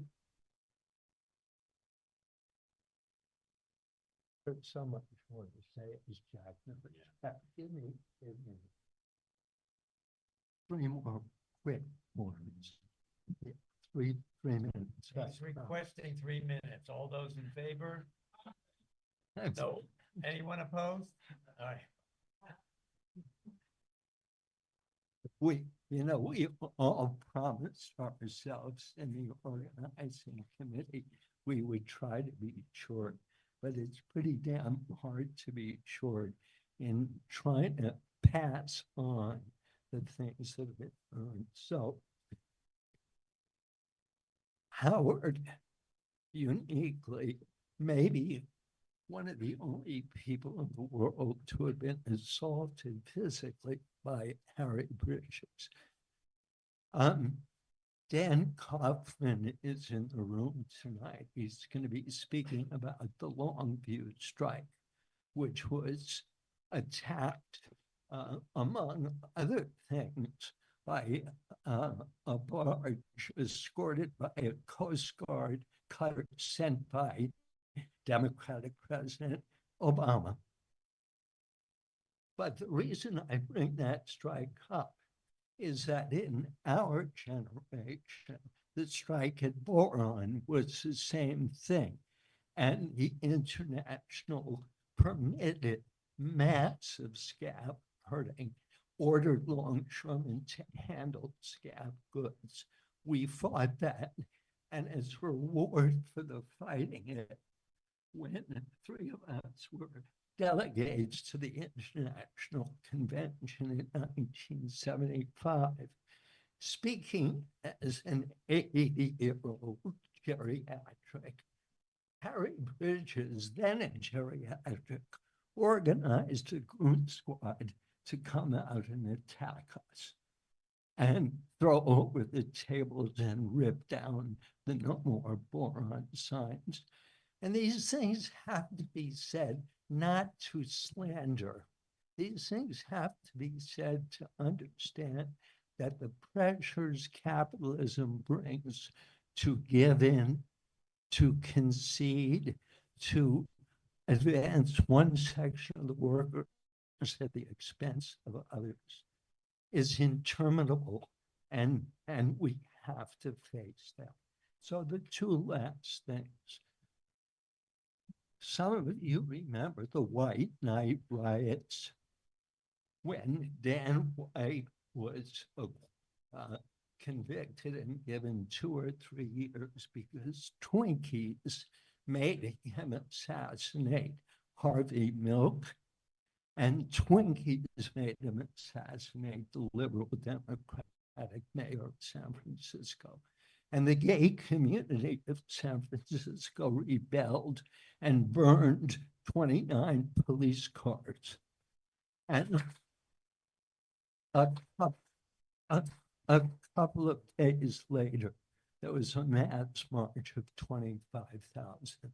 And of course, Howard was in it. And of course, The Militant Caucus program fought from beginning to end against gender discrimination on the docks.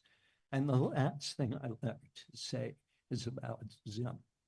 As several people have said, Zim does not stop in the Bay Area anymore.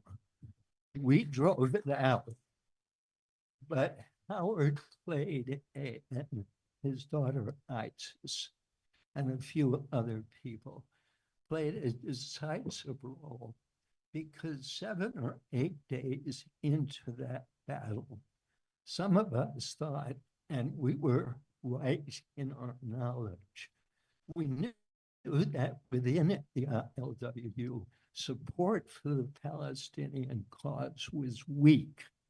What was strong was respect for a picket line. And we were thinking maybe it's time to retreat, because there's going to be another day we're going to have to fight again. And Howard and Isis and a few others, perhaps Steve, showed up at 3 o'clock in the morning to picket the ship again. And the rest is history. Zim has not returned. Oh,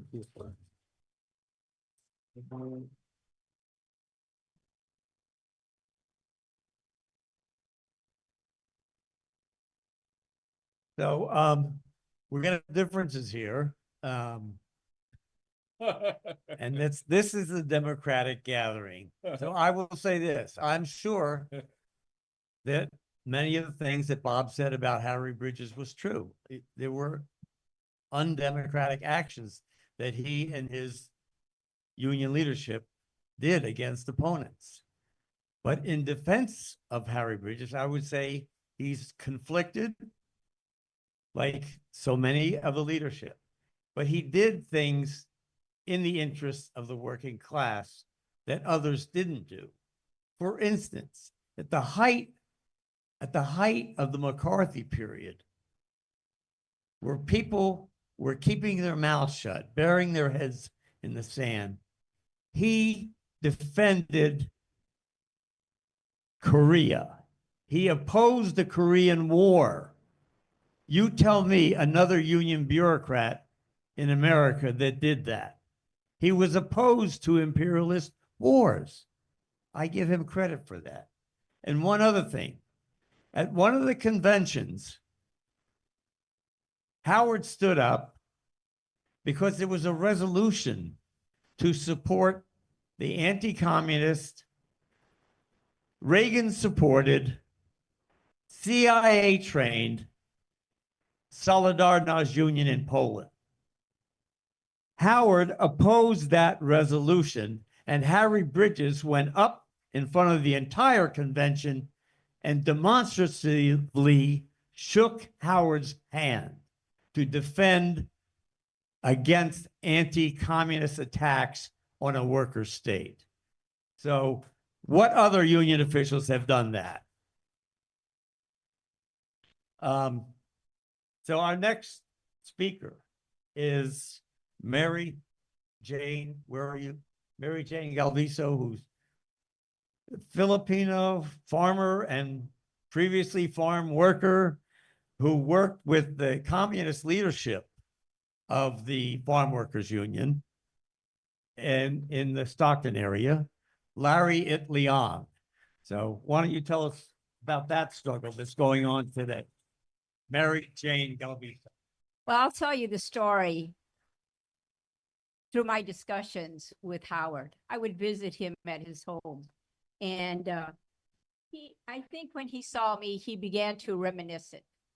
You know, how did it all begin for me? How did my life become a political one, right? And he told me when he got out of the military, he took the GI Bill and he went to college, like so many of them did.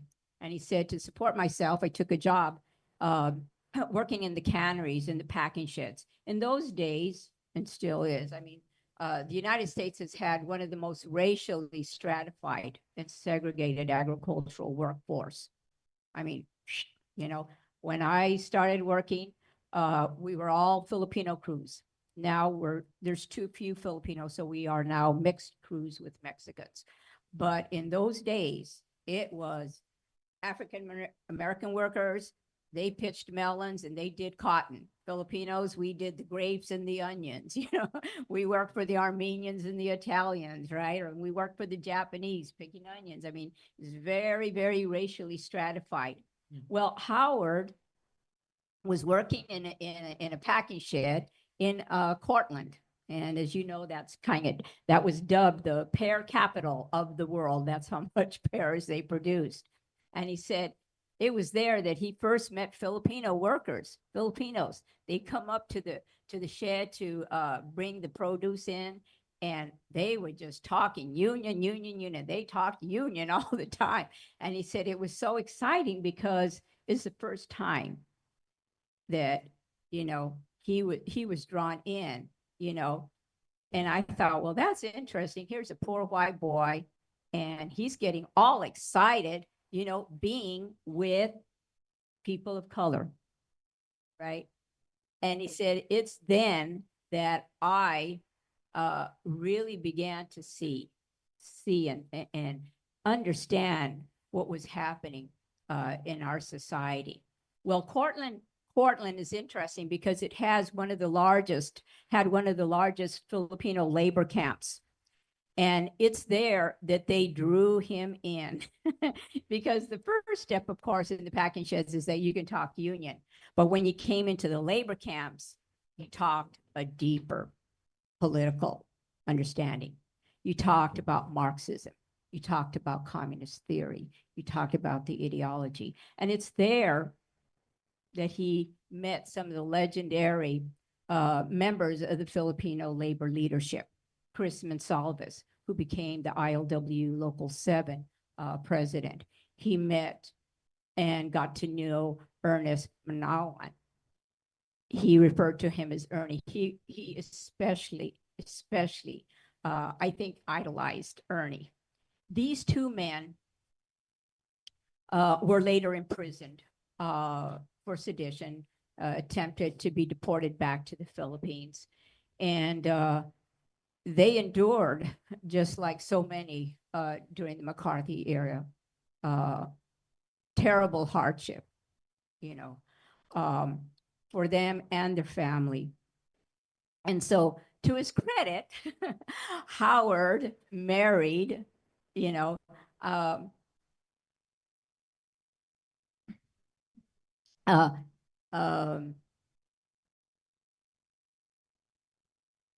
no, what I was going to say is that he married into my people not once, but twice. His first two wives were Filipino. And so his three oldest children, of course, are Filipino. So he became very endeared to the Filipino community. And that's really, I mean, it's his relationship and his being part of that Filipino workers community that introduced him and got him onto the path of labor militancy and also being a Marxist. I think that's important because what's the takeaway? Today, more than 90% of all workers in this country are not unionized, do not belong to a union. That's the worst of every capitalist nation on this. This is terrible, right?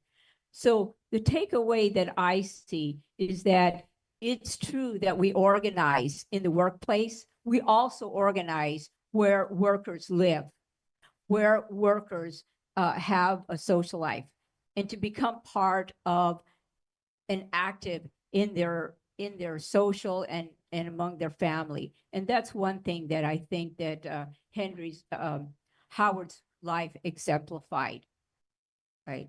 That he, you know, I'm pretty sure there were other white people there in that Filipino labor camp, but I'm sure he stuck out. I'm sure he did.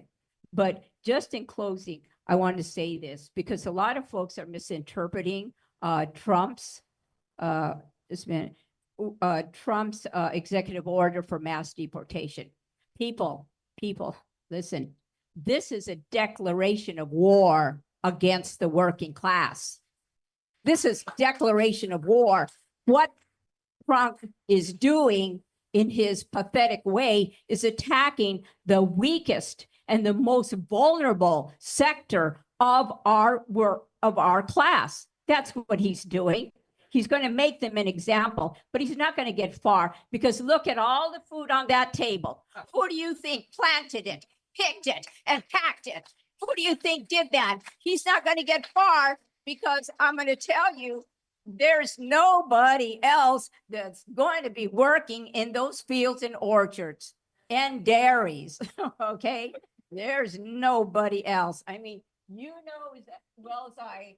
Okay, there's no more black folks picking crops. There's very few Filipinos left. We're not doing that very much, right? And there's certainly no white people.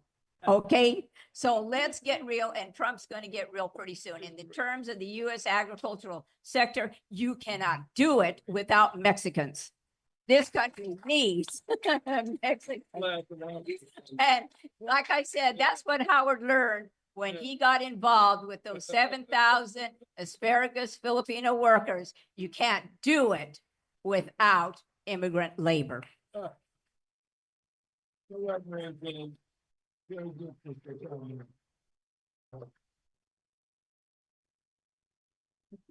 next speaker is going to be Howard's daughter, Isis. She's the mic on here or off? Here we go. Yeah, so the next speaker is Isis. Come on up, Isis. Howard's daughter.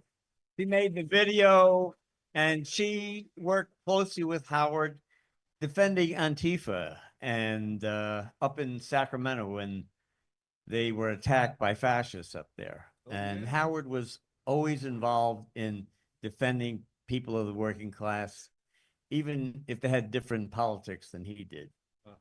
And that's what I liked about Howard. He was a principled fighter in the class struggle. So Isis.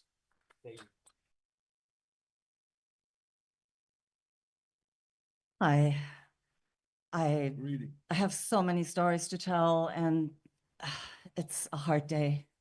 I agree with Bob. It's a very hard day. I miss my dad, and I could sit here for, I don't know, an hour and tell you a lot of stories. And I started writing them all down. And at 4 o'clock in the morning, I said, you know, I'm going to talk about what I said I was going to talk about, which is the work that Howard and I did on environmentalism and on disability justice, because those are the things that we did together. We also did some labor stuff together, but those are the things we did together that a lot of other people didn't. And I'm going to read this so that I can stay a little bit more on time.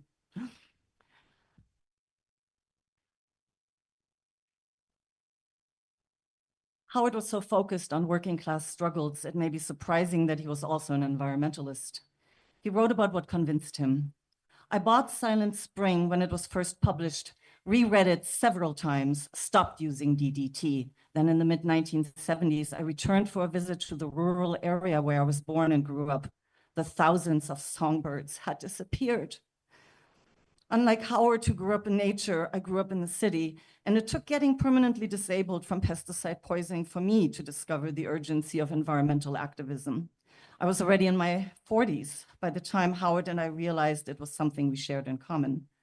We fought pesticide applications during the light brown apple moth program, as well as toxic vegetation management practices that target the East Bay Hills with deforestation, and the massive rollout of ever more antennas that emit radio frequency radiation associated with both health and environmental harm.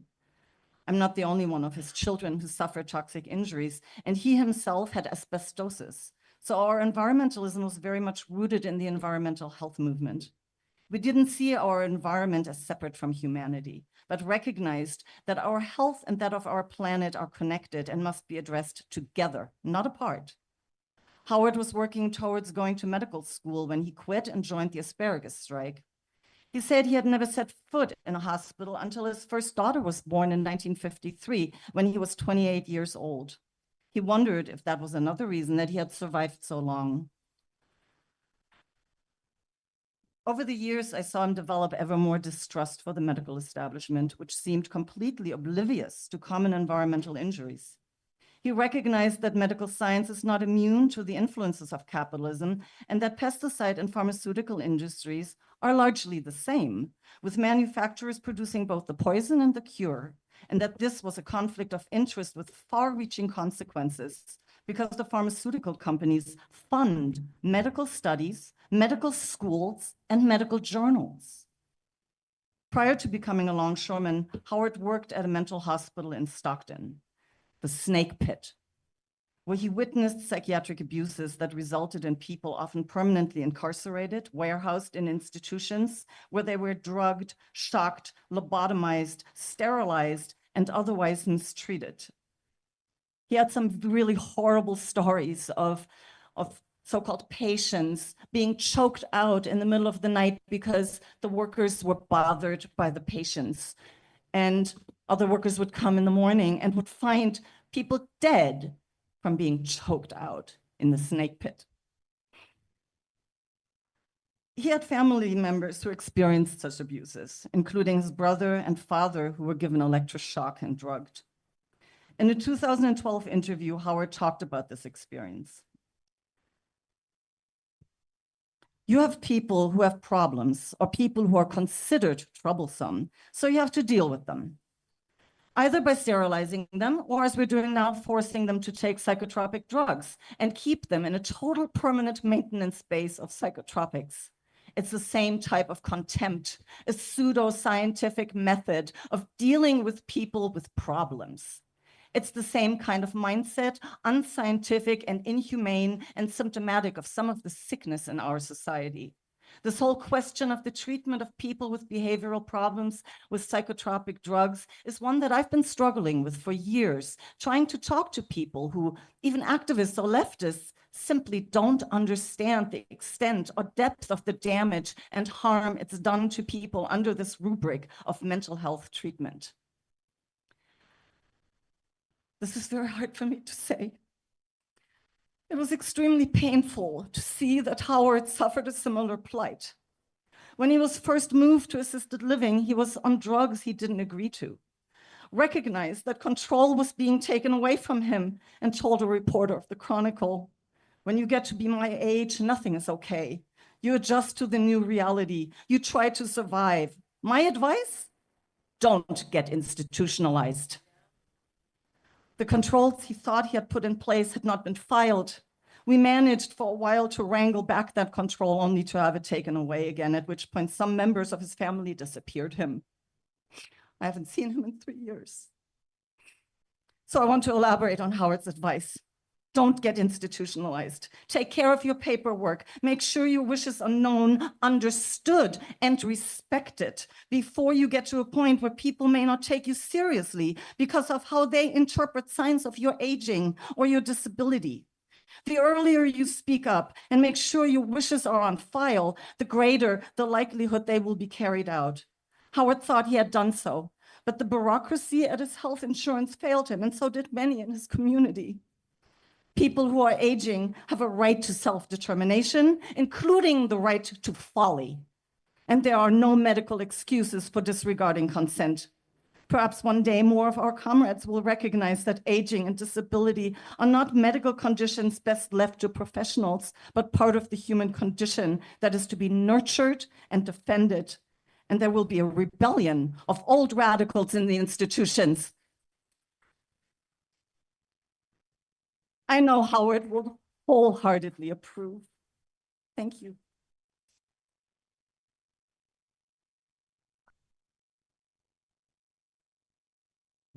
Our next speaker is one of the organizers of the anti-apartheid action back in '84. I don't know if you folks are familiar with The Salt of the Earth, probably the best labor movie ever made. But we have with us this afternoon the star of that movie. Larry's shaking his head. So that was a film by one of the Hollywood 10 made about a copper miners' strike in Arizona, I believe, maybe New Mexico. And the injunction prohibited the men from picketing So the women went out and picketing. And that's similar to what happened up in Longview. The women were out on the tracks blocking trains. But Dan's going to come up in just a few minutes. But right now, Larry Wright's father, Larry Wright was a longtime member of Local 10. I worked with both him and Clarence in developing actions, promoting them, making them happen. And so Larry comes from a background where his father stood against the adversity of the capitalist government, of the FBI in particular. His father was one of the leading officials of the Mine, Mill, and Smelter Workers Union. That's a union that was destroyed by the capitalist government during the McCarthy period. And Larry, as a little kid, the FBI was tracking the family and the kids of the place. But so Larry maintained a lot of the radical ideas that were inculcated in his family. And I think maybe some of that was passed on to his son, who today is an active member in Local 10. But I'd like Larry to come up and talk from the Liberation Support Movement. Larry Wright.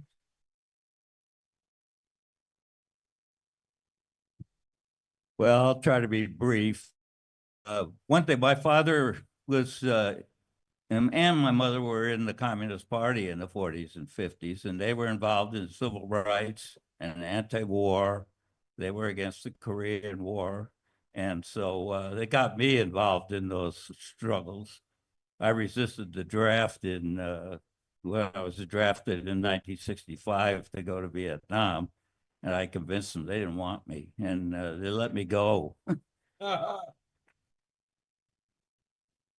Well, I want to go back to just a little bit about the action that we had in stopping the ship.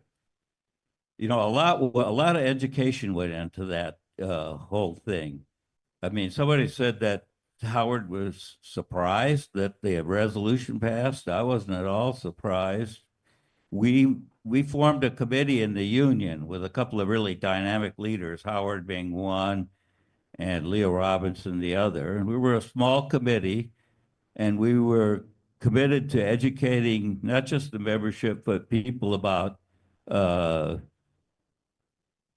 struggles that were going on in Southern Africa. And at the time of the Soweto uprisings in, I think, in 1976, we formed a committee. And it was a small committee. We were sanctioned by the union. And we started doing different work. We showed a film that I had gone around and showed a lot of Last Grave at Dambaza. It was a very good hour-long documentary of apartheid in South Africa. And we actually got the local leadership to let us show it at a union meeting, something I have never seen before or after that. And we started doing some material support for the movements. And Leo and Howard and some of the people in our committee were able to get the shipping companies to donate containers, and we collected clothes and books and medical equipment, and it was brought to the hall and stuffed into containers, and people saw this, and we put up literature tables. There was just a lot of education that went around. We talked to church people, we talked to people in the gay community, and of course the unions, so that when the decision was made to make a resolution to stop a ship, years of work had gone into educating the membership and the community, and that's why it passed. And there were a few people in our local that didn't want to do it because it was illegal and it would mean an economic sacrifice, which it did, because we had a pay guarantee and it was an illegal action. And so they didn't pay the pay guarantee during that period. And there were a lot of people that work was slow that lost money on that. And I remember after the the vote, Howard and I were talking to some of the younger guys, and a couple of guys were talking about how they're going to lose money, they're going to lose their pay guarantee. And we were pointing out, but look at the situation. And a couple of them that I knew that were friends of mine said, F South Africa. And they didn't really mean that. What they meant was that they didn't want to do this action where they'd have to sacrifice. But when the picket line went up, it was union policy. Nobody was going to go to work, but they dispatched the jobs so that people would get the job and they go down there and they knew they were going to go to work. They'd refuse to go to work. And one day, these two guys that had said that came, and I said to them, well, you took the job, it's a sacrifice. And they said, oh, we're so proud of what our union's doing. And so it just showed that that kind of involvement and that action had a big effect and an educational effect on our membership too. And I'll let it go at that.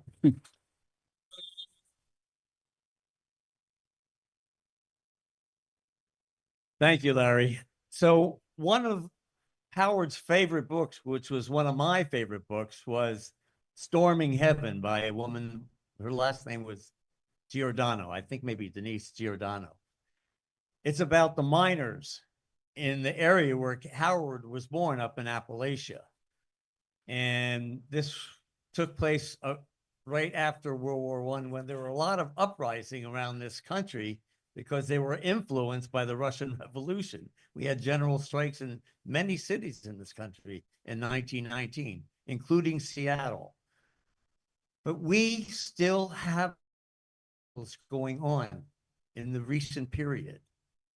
And one of those was the Longshore Union up in Longshore, Washington, that was fighting an international conglomerate by the name of Export Grain Terminal. It really wasn't international. It was mixed with American companies too.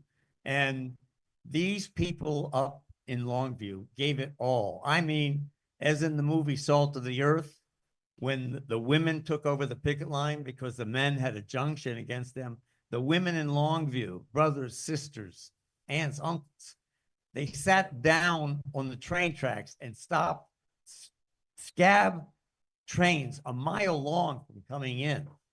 And I don't want to go into the whole detail, but a real working class hero today of workers fighting this capitalist system all the way from Longview is Dan Kaufman, former president of Local 21.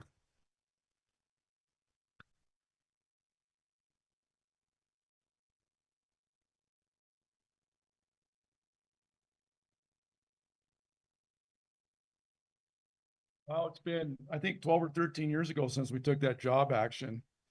And I want to give my condolences to Howard's family. Jack gave me a phone call one night and told me of the passing of Howard. And about maybe, a couple weeks later, he said, hey, we're going to have this memorial service and an education thing. Would you write something and email it to me? And then I'll read it in front of the body here. And I sat and went to bed that night and thought about it. And I go, no, I got to get on a plane. I made tickets the next day to get on a plane, reservations at the hotel across the street. And it's to pay my thanks to Local 10, to Clarence, to Jack. I can't name all the people that I know on their own dime came all the way up to Longview to support us during the strike. And when they handed us a check for $10,000, because we had a membership of 200 people, we're small. And my membership looked at that and they couldn't believe what Local 10 did for us. They don't only walk the walk or talk the talk, but they provide. I always tell people that the beacon of light is supposed to be the United States for the working people. No, it's right here in San Francisco. It's Local 10. And I really believe that.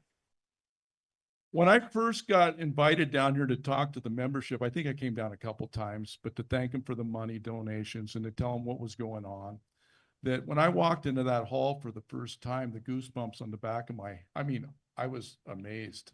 I mean, I was taken over by that place.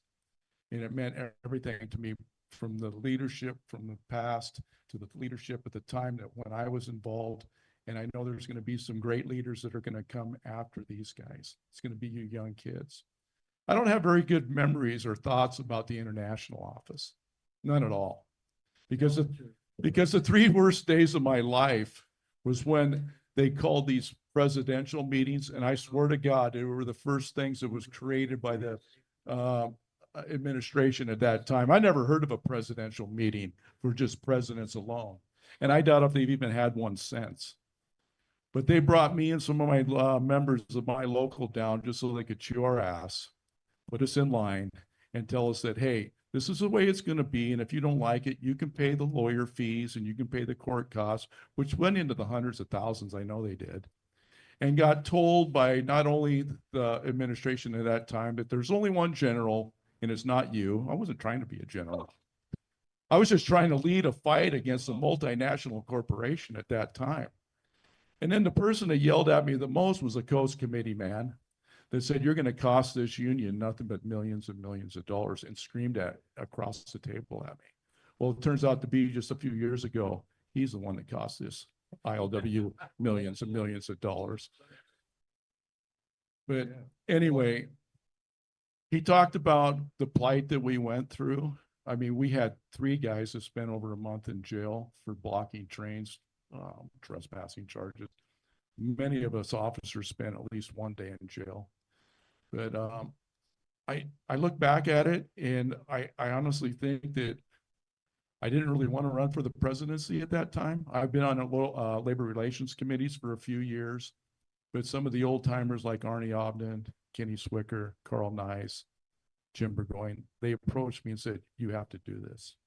That the guy that was running for the president had only been in the union just a short period of time. And they said, we need somebody that's got some, whiskers on their chin to take this on, and you have to do this. So I did it on the respect of my elders. I did it for Kenny and Arnie, Carl Nice, and Jim Burgoyne. But in honesty, I came here to thank these gentlemen right here, because I know they came up numerous times. And what had happened is that we had these labor council meetings scheduled. One was in Portland one night, I believe on a Friday night. And then the following night, we had another labor council meeting in Seattle, to where all the local laborers of our area, the unions, came to these labor temples to hear our side of the story, to give us support and to give us encouragement. But these meetings at these labor temples were sabotaged by our own international higher ups. Right. And I'm going to tell you the story. It's the truth. Here it is 12 years later, but I'm going to tell you the truth. They disrupted with chaos. They turned the lights out, silenced the mics, did everything they could. And after the first night in Portland, I get back to my car to go home, and I got all these voicemails and text messages from Leo Sundand. What the hell are you doing? We told you you couldn't talk, So the next night, I know it was Clarence and 2 of my good friends that have since passed, Norm Parks and Jack Mulcahy and Jack. And I think Smooth was there. There was a number of guys. And so we started out of town, and just because of the pressure I was getting from the international higher ups, we got about 2 miles out of town, and I told Jack to turn the car around, that I had to go back. I couldn't go to Seattle. And it's because of the pressure that was put on me. I mean, I was in a no-win situation. Here I was fighting multinational corporations, but I was fighting my own international officers at the same time. So these guys went to Seattle, and the same thing happened there. They called Tacoma, Seattle, Vancouver, Portland, and these guys showed up from our union to sabotage these meetings. And why they didn't want us to talk or tell them what was going on is beyond me. I still to this day sit and think about it all the time. Why would they do this? Why? I mean, these people were here to support us. These were union people, unions throughout the whole area. But that's what happened. But in retrospect, I look and I know I'm going to talk for my membership and my 200 people. We're up to about 300 now. But we have a soft spot in our hearts for Local 10. I mean, they were truly our friends, and they were the first people to come to help us. And we will never forget that. My membership will never forget that. I have 3 generations of longshoremen in my family. My dad's 91 years old. He's still alive to this day, farting a hot skillet. I'm not kidding. He drives and goes to this day every day. He will not slow down, but strong union man. And during the pickets, he was the first one to go to jail because he hit the cop cars with eggs. But I got 3 of my children. I have 4 children. I got 3 of them. They're longshoremen, a daughter and 2 sons. My son just stepped down as vice president. He's got a couple young kids that are athletes, and he's coached them all the way throughout, like I did. I didn't get into politics till late because I coached baseball year round, and he's doing the same thing. But I can see someday that he will be president of our union. He's that type, and he's well respected and well liked within our union, and he'll pick up where the others have left off. But one last thing, I know my time's limited and short, and I'm going to get out of here in just a second. But the young people in this room, it's going to be up to you.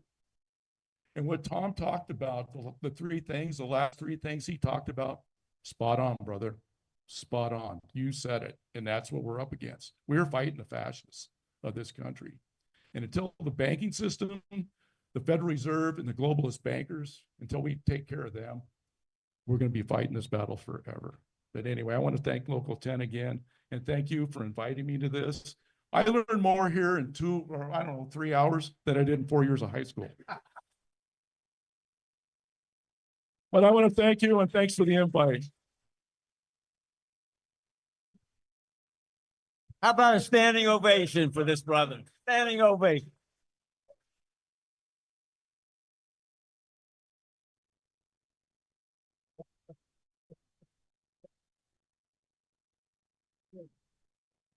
We're going to go into an open mic now, and people are welcome to start taking some of Mary Jane's food over there.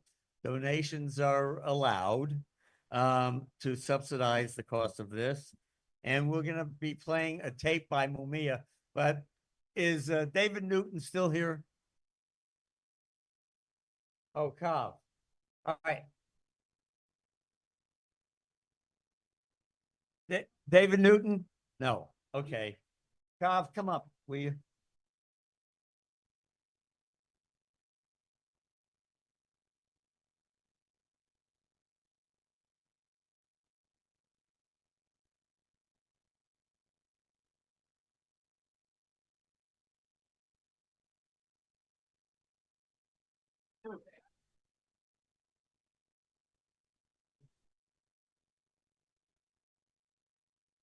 David Newton. David Newton's here. Will you raise your hand and I'll call you? Well, I'm raising my hand now. David Newton was part of a 14-person delegation from Local 10 that went to South Africa 2 years ago.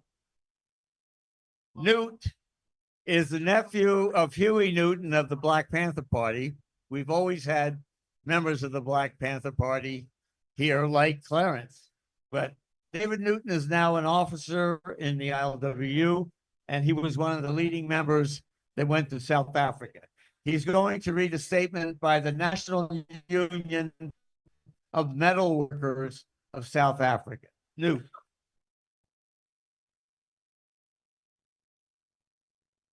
Good evening. I know people are restless and want to get some food. I'll be really quick and brief. Representing Local 10 here this afternoon on behalf of Big Brother Jack Heyman, Big Brother Clarence Thomas, Big Brother Tebow somewhere out here. And I have to mention Steve Zeltzer, who is a stomped down soldier sitting here in the front. If it hadn't been for him, I don't know if I would have participated with the South Africa movement. So thank you, Big Brother and Ms. Zeltzer.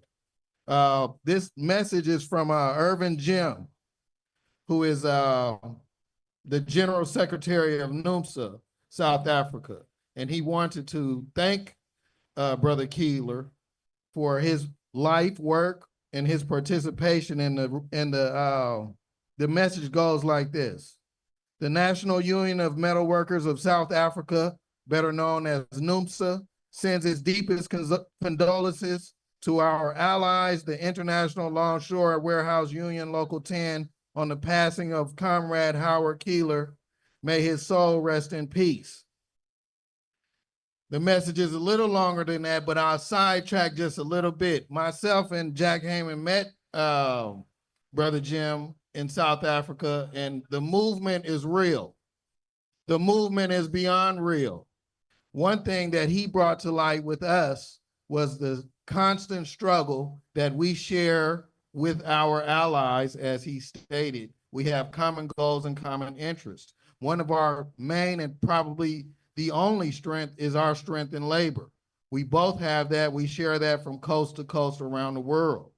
Brother Steve Zeltzer is part of WIN Group, Worker International Network, and they keep everybody on course of today's action. So we have an Orange Man president, which it took me 2 hours to get here because of the Proud Boy protest downtown. We also had issues with all of the presidents that sat in the seat. So adversity is not new to the waterfront. It's not new to any of us here. We're all soldiers of the struggle. With that being said, we had to pay homage to this brother, Keylor, who brought us here today. And I know we're hungry and we want to get this food. So without further ado, I want to say thank you, Brother Keylor. Thank you to all his friends and comrades for coming here to Local 10. We will keep this fire burning. We will not unload boxes or weapons of destruction and genocide in 2025, as we did not going back to this brother's time starting in 1953, I believe. So power to the people. Rest in peace, our soldier.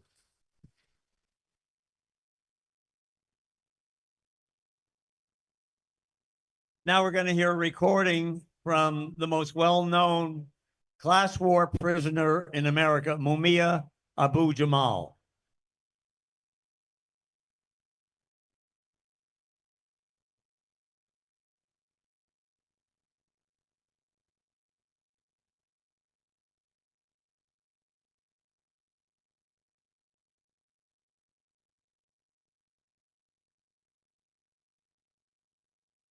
Howard Keylor, A Life of Labor and Liberation. For Howard Keylor, a long life in service to the working class began in his younger years in Ohio, where he saw miners going to work in rural Ohio, not far from the Appalachians and near the mines. He grew up with a strong sense of solidarity among workers. He became registered as a longshoreman in 1959 when he found his political footing as a radical trade unionist and a revolutionary activist for his class and especially other dock workers. He constantly used the docks as a basis for organizing workers while opposing the rulers.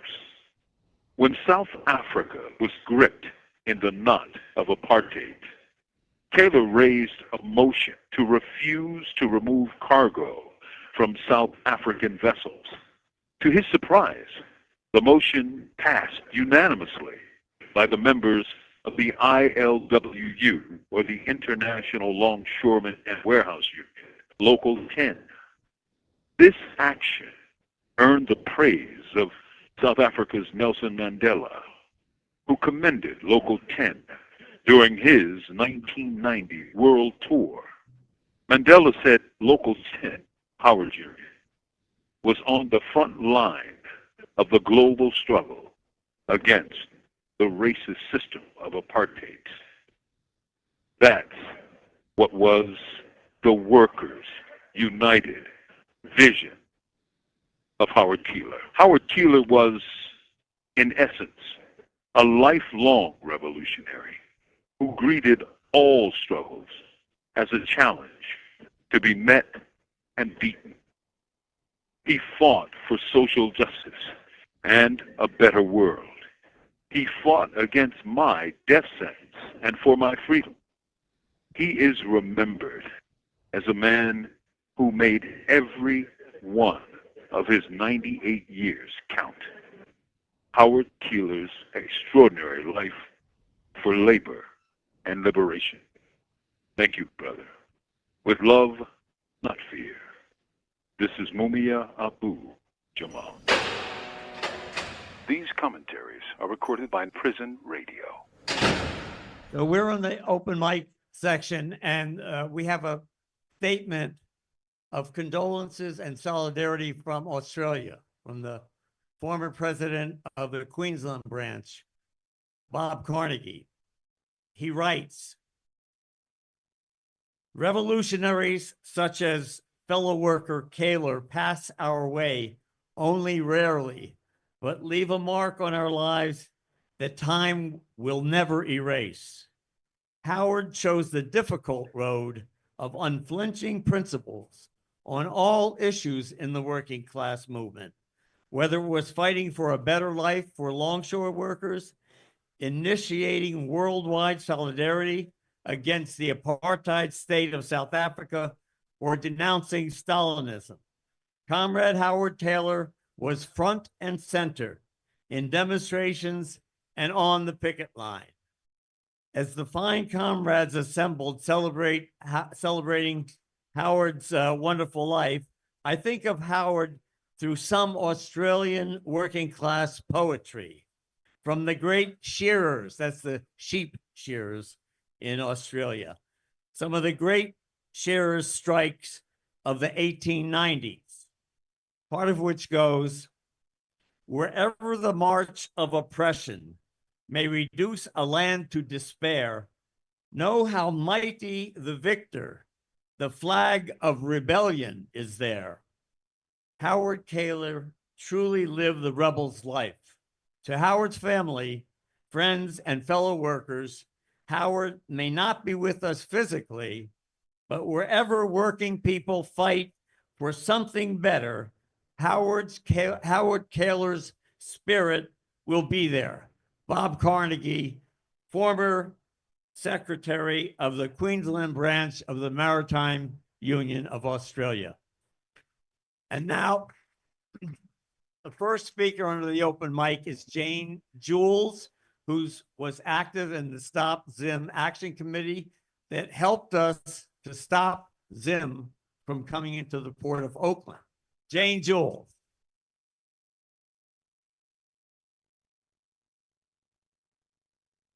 Howard Keylor devoted his whole life to helping the oppressed and disadvantaged people, in particular, from my point of view, the Palestinian people. Down a bit? Okay. I would like to talk about his work with the Stop Zim Action Committee back in 2014. The container ship Zim Shanghai belongs to an Israeli shipping company, and it was at this time that Israel was mercilessly bombing Gaza back in 2014. Things haven't changed.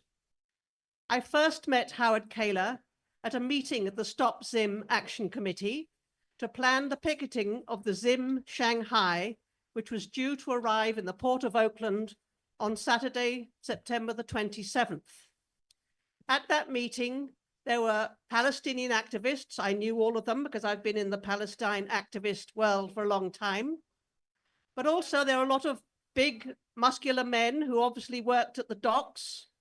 But sitting next to me was this man of modest build, an elderly gentleman, and I was thinking, why on earth is he here? I had no idea that this was Howard Keylor.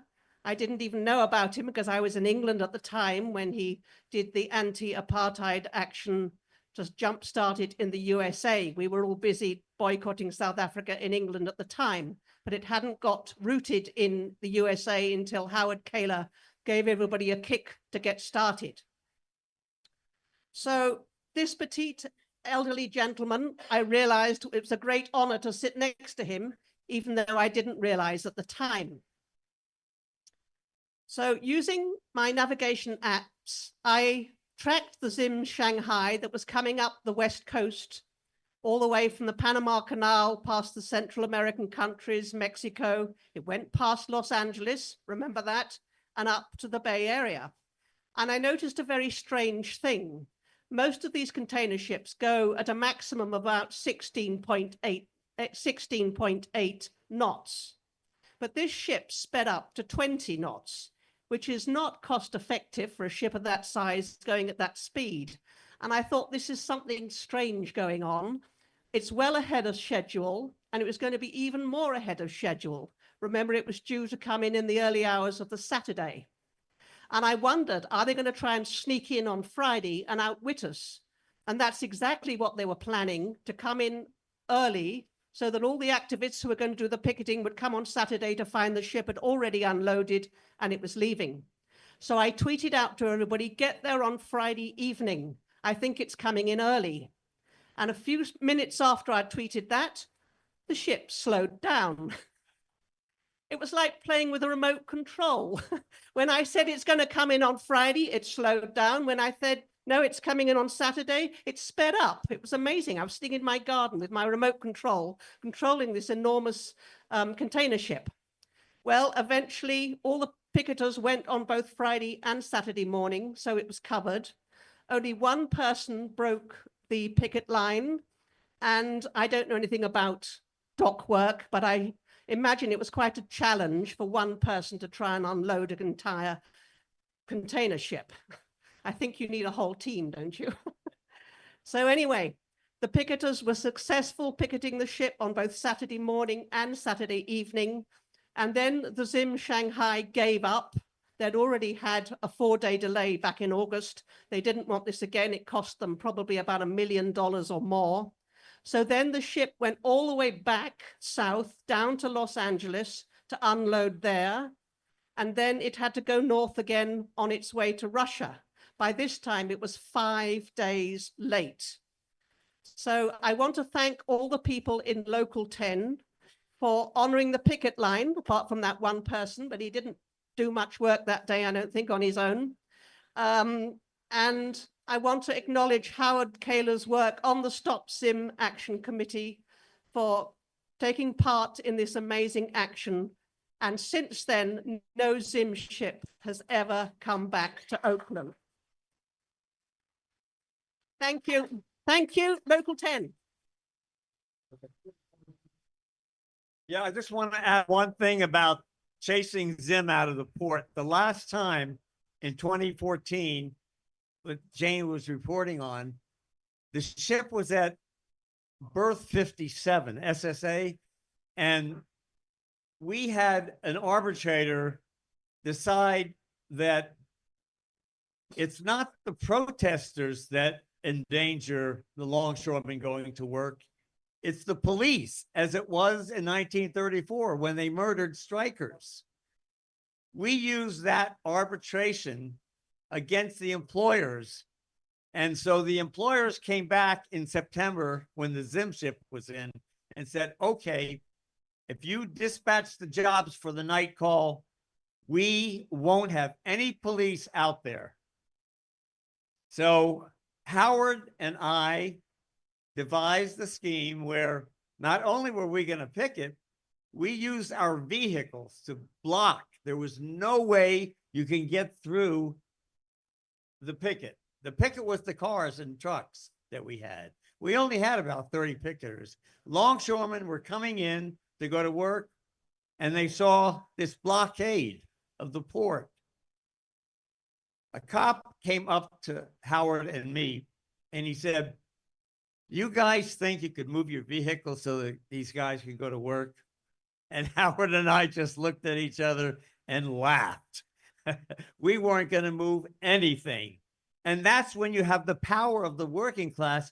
We can stop the police if we're united together under one solid program and leadership. So I'd like to now have all of the planning committee that organized this event to come to the front, please. Play a video. Please play the damn video. We're going to play that video now. Yes. come on. Okay, if you have the Internationale in front of you, fine. If you don't have it, you may remember it. I don't know. Okay. Internationale. So. There's a mic over here. Ellie, there's a mic over here. We need people to cover the mic. Yeah, yes. All right, there's another. All right, I get my voice. Hello? So, we're ready. Started. Come on. Arise, you prisoners of salvation. Arise, you wretched of the earth. For justice thunders condemnation. For better worlds in birth. No more traditions can confine us. Arise, you slaves, no more enthrall. The earth shall rise on new foundation. We have been lost, we shall be all. 'Tis the final conflict, let he stand in his place. The International Soviet shall be the human race. 'Tis the final conflict, let he stand in his place. The International Soviet shall be the human race. We want no condescending saviors to rule us from a judgment hall. We workers ask not for their favors, let us consult for all. To make the sleepless watches booty, to free the spirit from your cell. We must ourselves decide our duty, we must decide and do it well. 'Tis the final conflict, let it stand in its place. The International Soviet shall be the human race. 'Tis the final conflict, let it stand in its place. The International Soviet shall be the human race. Now, you have the video of this, the audio of the two things. I don't. Did you want? I don't. You want to throw a little bit out, they're gonna play it. Hi. We still have a lot of food. Please, please go back and eat more. And please clean up after yourselves. We're running really late. We're going to need people to help clean up. There's two songs going to be played by Matt Callahan and Yvonne Moore. And some of you in the local area might remember Matt Callahan from the Looters, a world beat band. They were one of the very first bands that went to Nicaragua after the revolution. They played benefits for the anti-apartheid movement, including a group that Howard was part of, the Committee to Free Moses Mayekiso. And Matt is now in Switzerland and playing music with Yvonne Moore. Please take a listen. Thank you.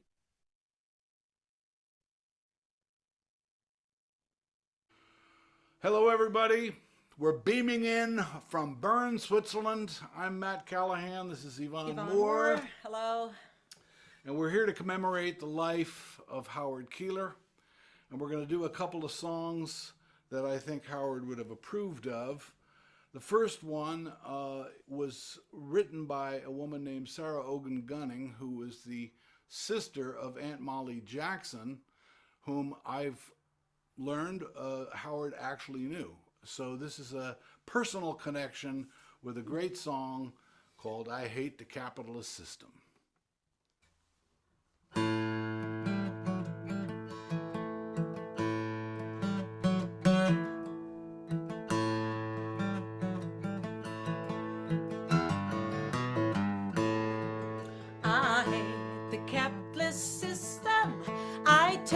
the reason why they caused me so much suffering and my dearest friends to die. My husband was a coal miner. He worked and risked his life to try to support 3 children, himself, his mother, and wife. Singing it. Oh, come on, tell the truth. Oh, come on, tell the truth.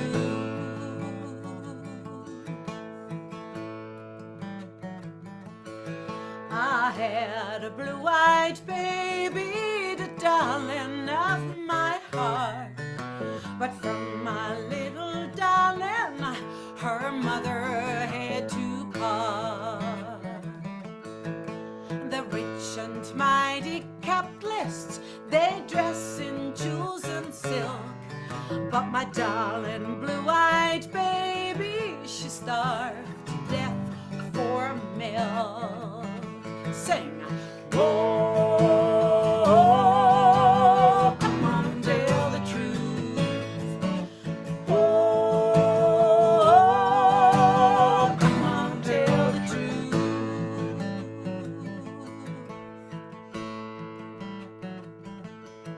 I had a darling mother, for her I often cried.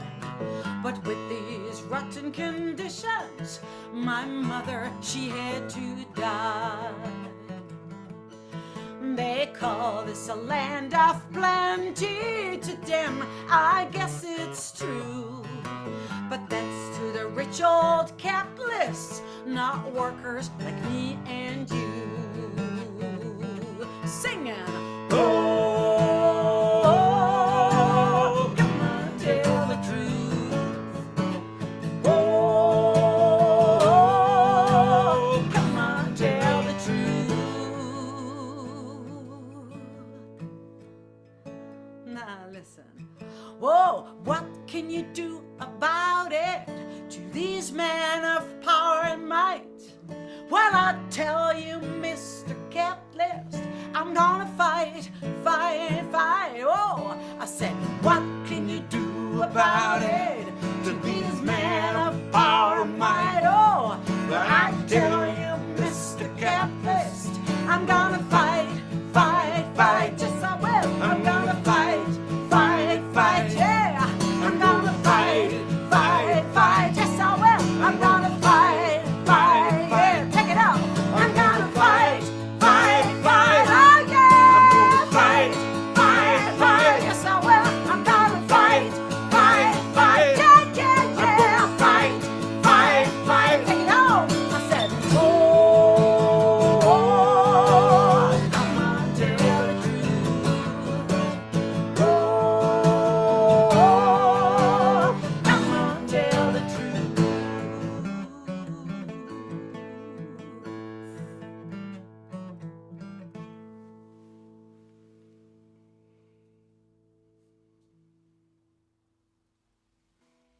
All right, the next song is from an old Irish rebel, late 19th century. His name was Jim Connell, and the song has gone on to spread throughout the world. It's called The Red Flag.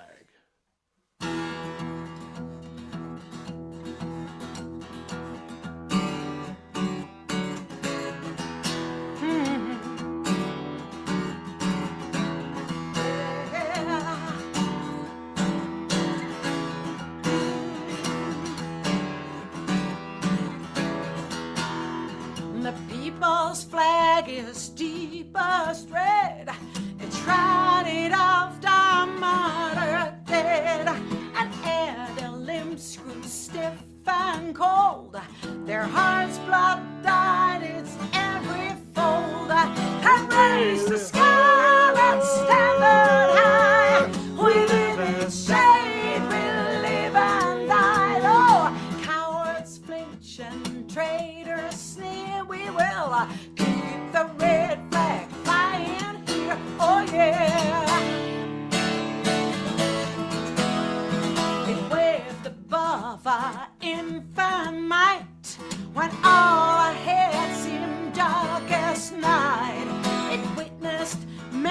a deed and vow we must not change its color now.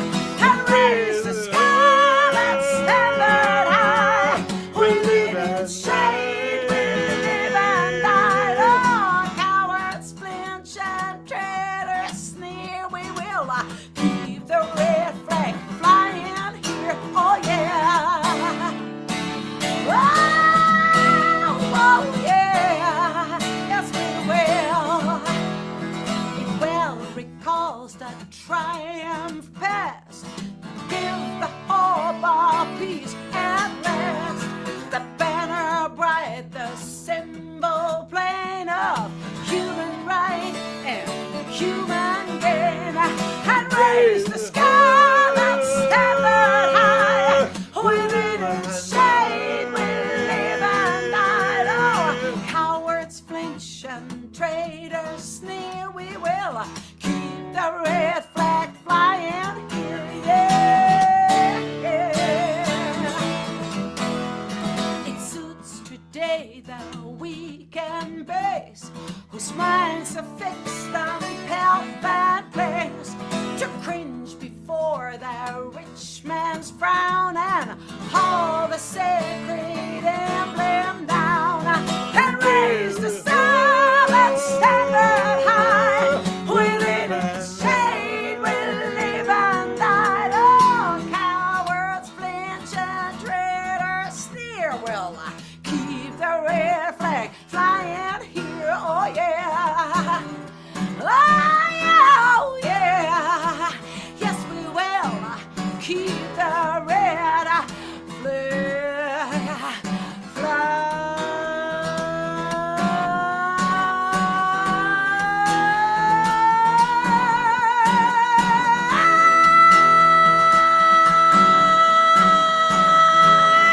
Yeah. Keep the red flag flying here. Oh yeah. Yes we will. Yes we will. Keep the red flag flying here. Then raise the scarlet standard high. With it in shade, we live and die. Oh, cowards flinch and traitors sneer. Will keep the red flag flying here. Oh yeah. Oh yeah, oh yeah. Yes we will. Oh yeah, we will keep the red flag flying. Keep the red flag flying here.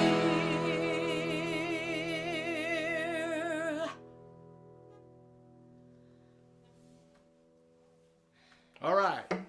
Howard. Howard.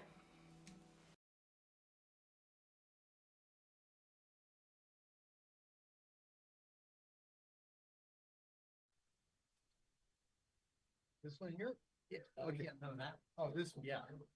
Hi, so let me get this here we go. Hi, my name's Dave Campbell. I was with the campaigning against apartheid back in the day. And Howard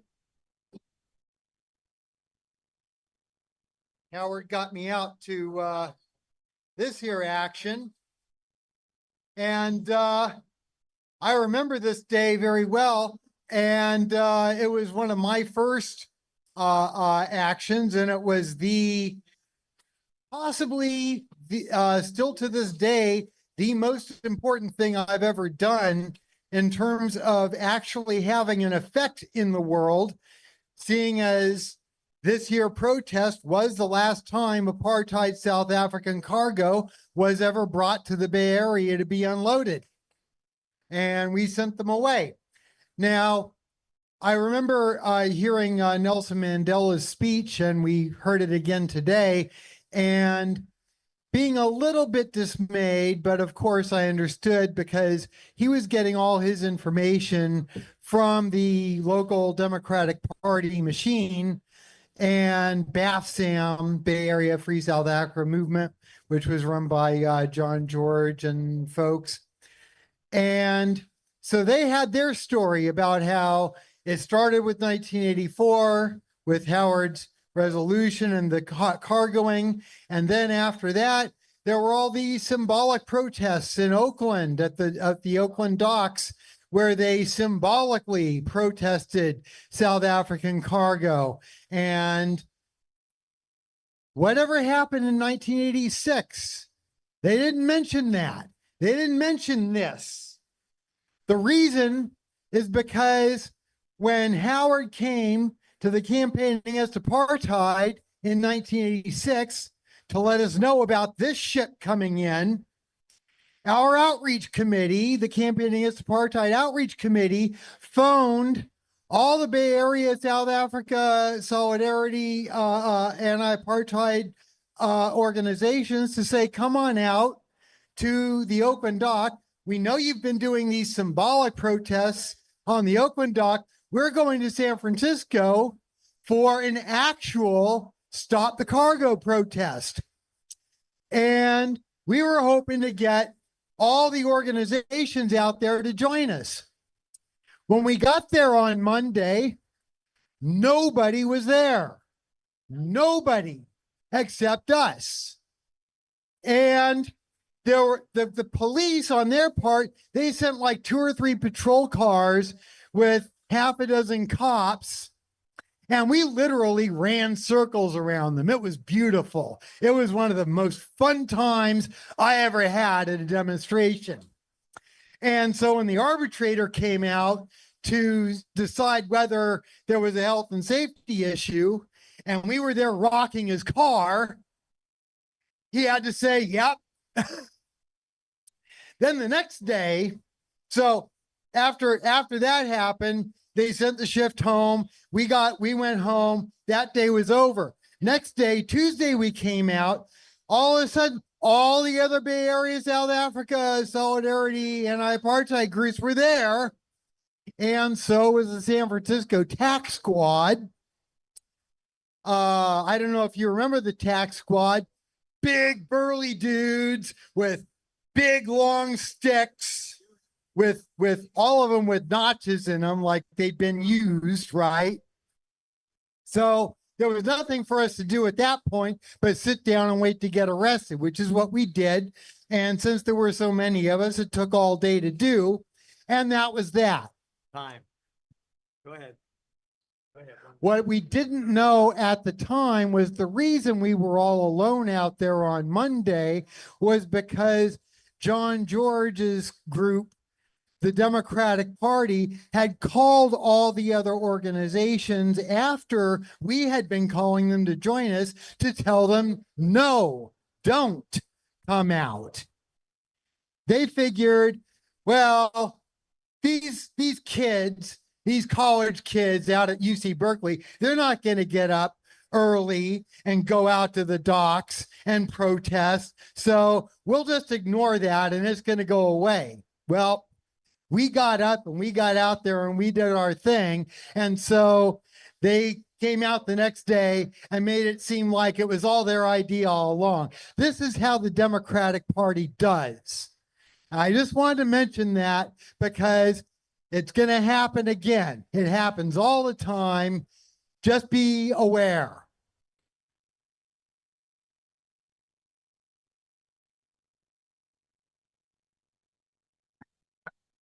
I want to follow up on Dave's talk here. It was so important. This history in 1986, much of it has been erased.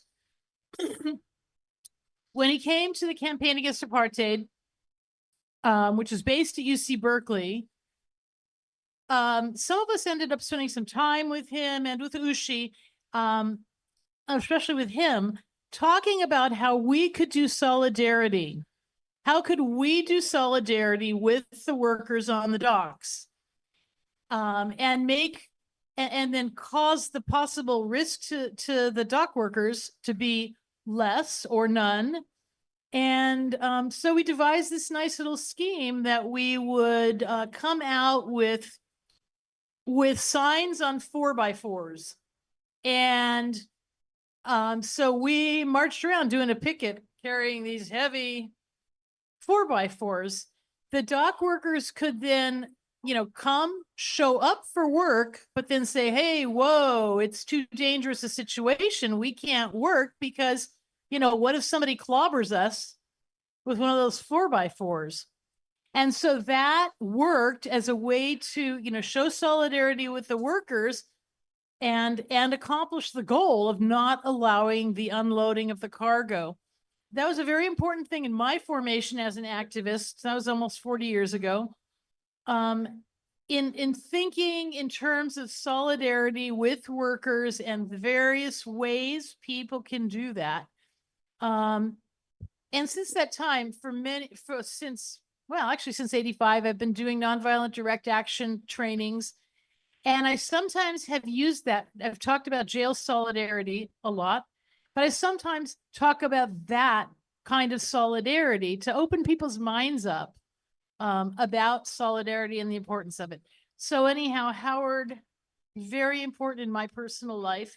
And then that extends to all the people with whom I work in helping them prepare for the possibility or the plan of risking arrest.